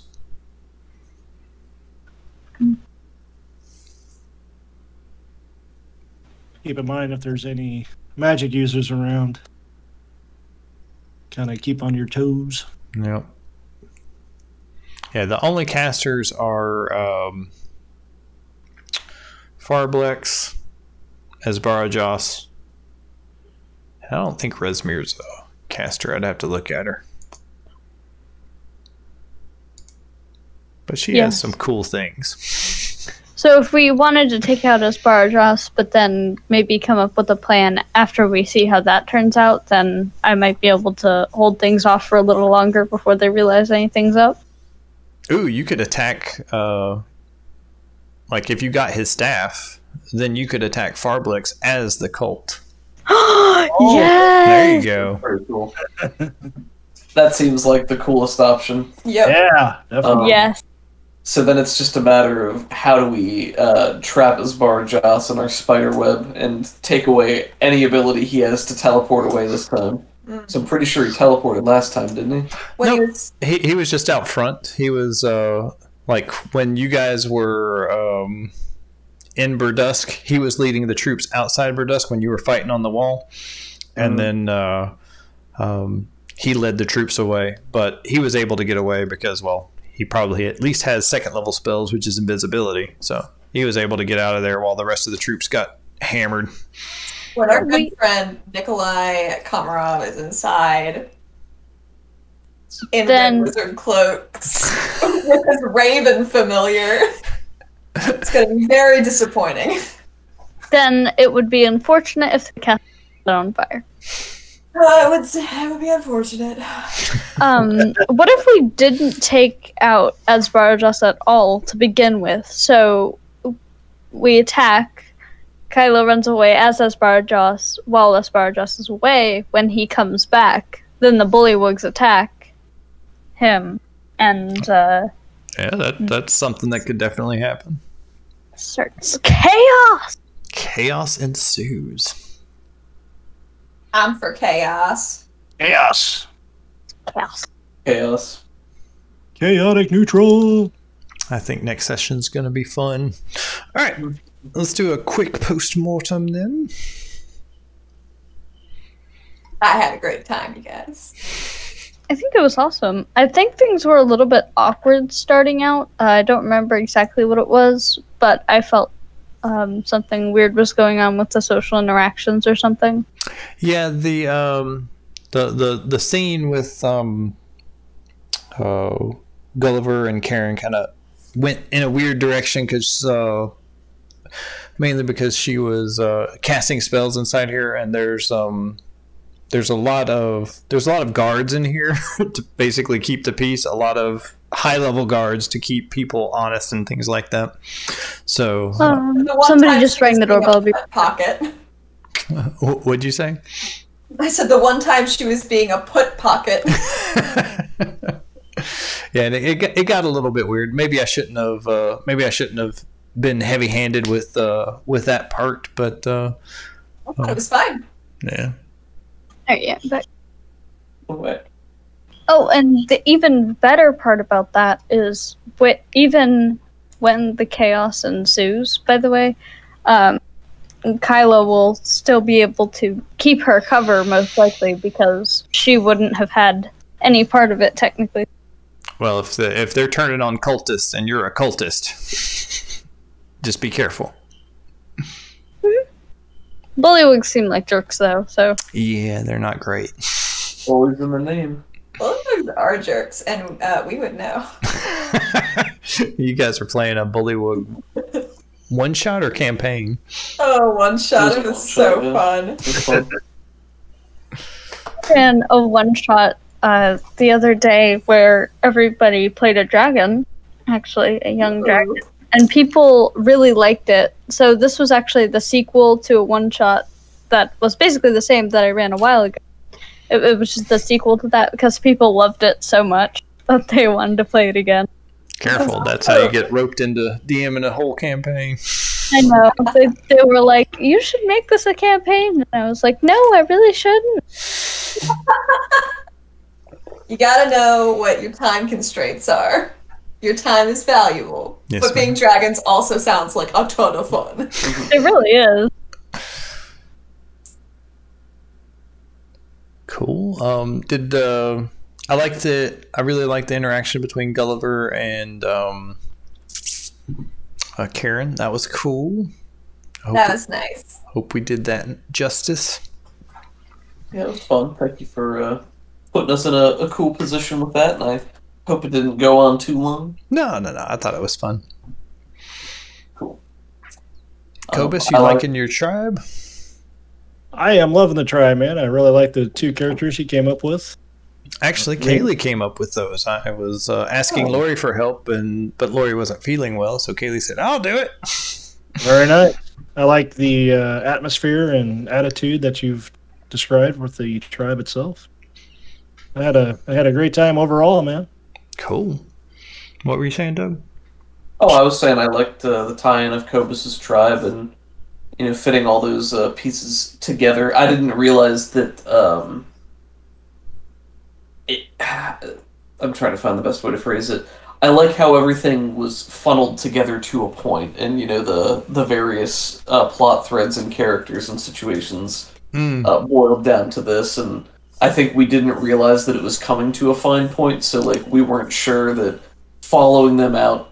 We thought following the tribe out into the swamp meant a different thing than going directly to the castle, because we didn't realize they were right outside the castle now, since so much had changed. Gotcha. Yeah, my impression was that we were just going to meet and figure out information and then probably head back to the host or whatever. Oh, gotcha. Sorry. I like this, though. I think this is cool. Yeah, it's very cool. Yeah, so the what their job is there's a secret passage in the secure room, number 4, and basically the Dragonborn come in and pick up specially marked crates and take them out, and so they're actually hauling loot right now back to the castle. Oh, I loved the inclusion of the D&D party from Minds of Phandelver. That was so cool. You were describing the characters, and I was like, wait a minute, that one sounds familiar. And then you described Victor Steele, and I was like, wait a minute. We are all fond of Victor Steele. Many incarnations. He's a fun character. I liked the description that he sort of nicked it right at the end. It was like, I got it. Yeah, Shadowstalker was epic with that bow, though. Very cool. Well, cool. I guess that's where we'll call it then. Thanks for watching, everybody. Don't forget to like, share, subscribe, blah, blah, blah. And we'll be doing this again in a couple of weeks. We do this every Saturday, noon Eastern. So have fun, and we'll see you later. Bye. Bye.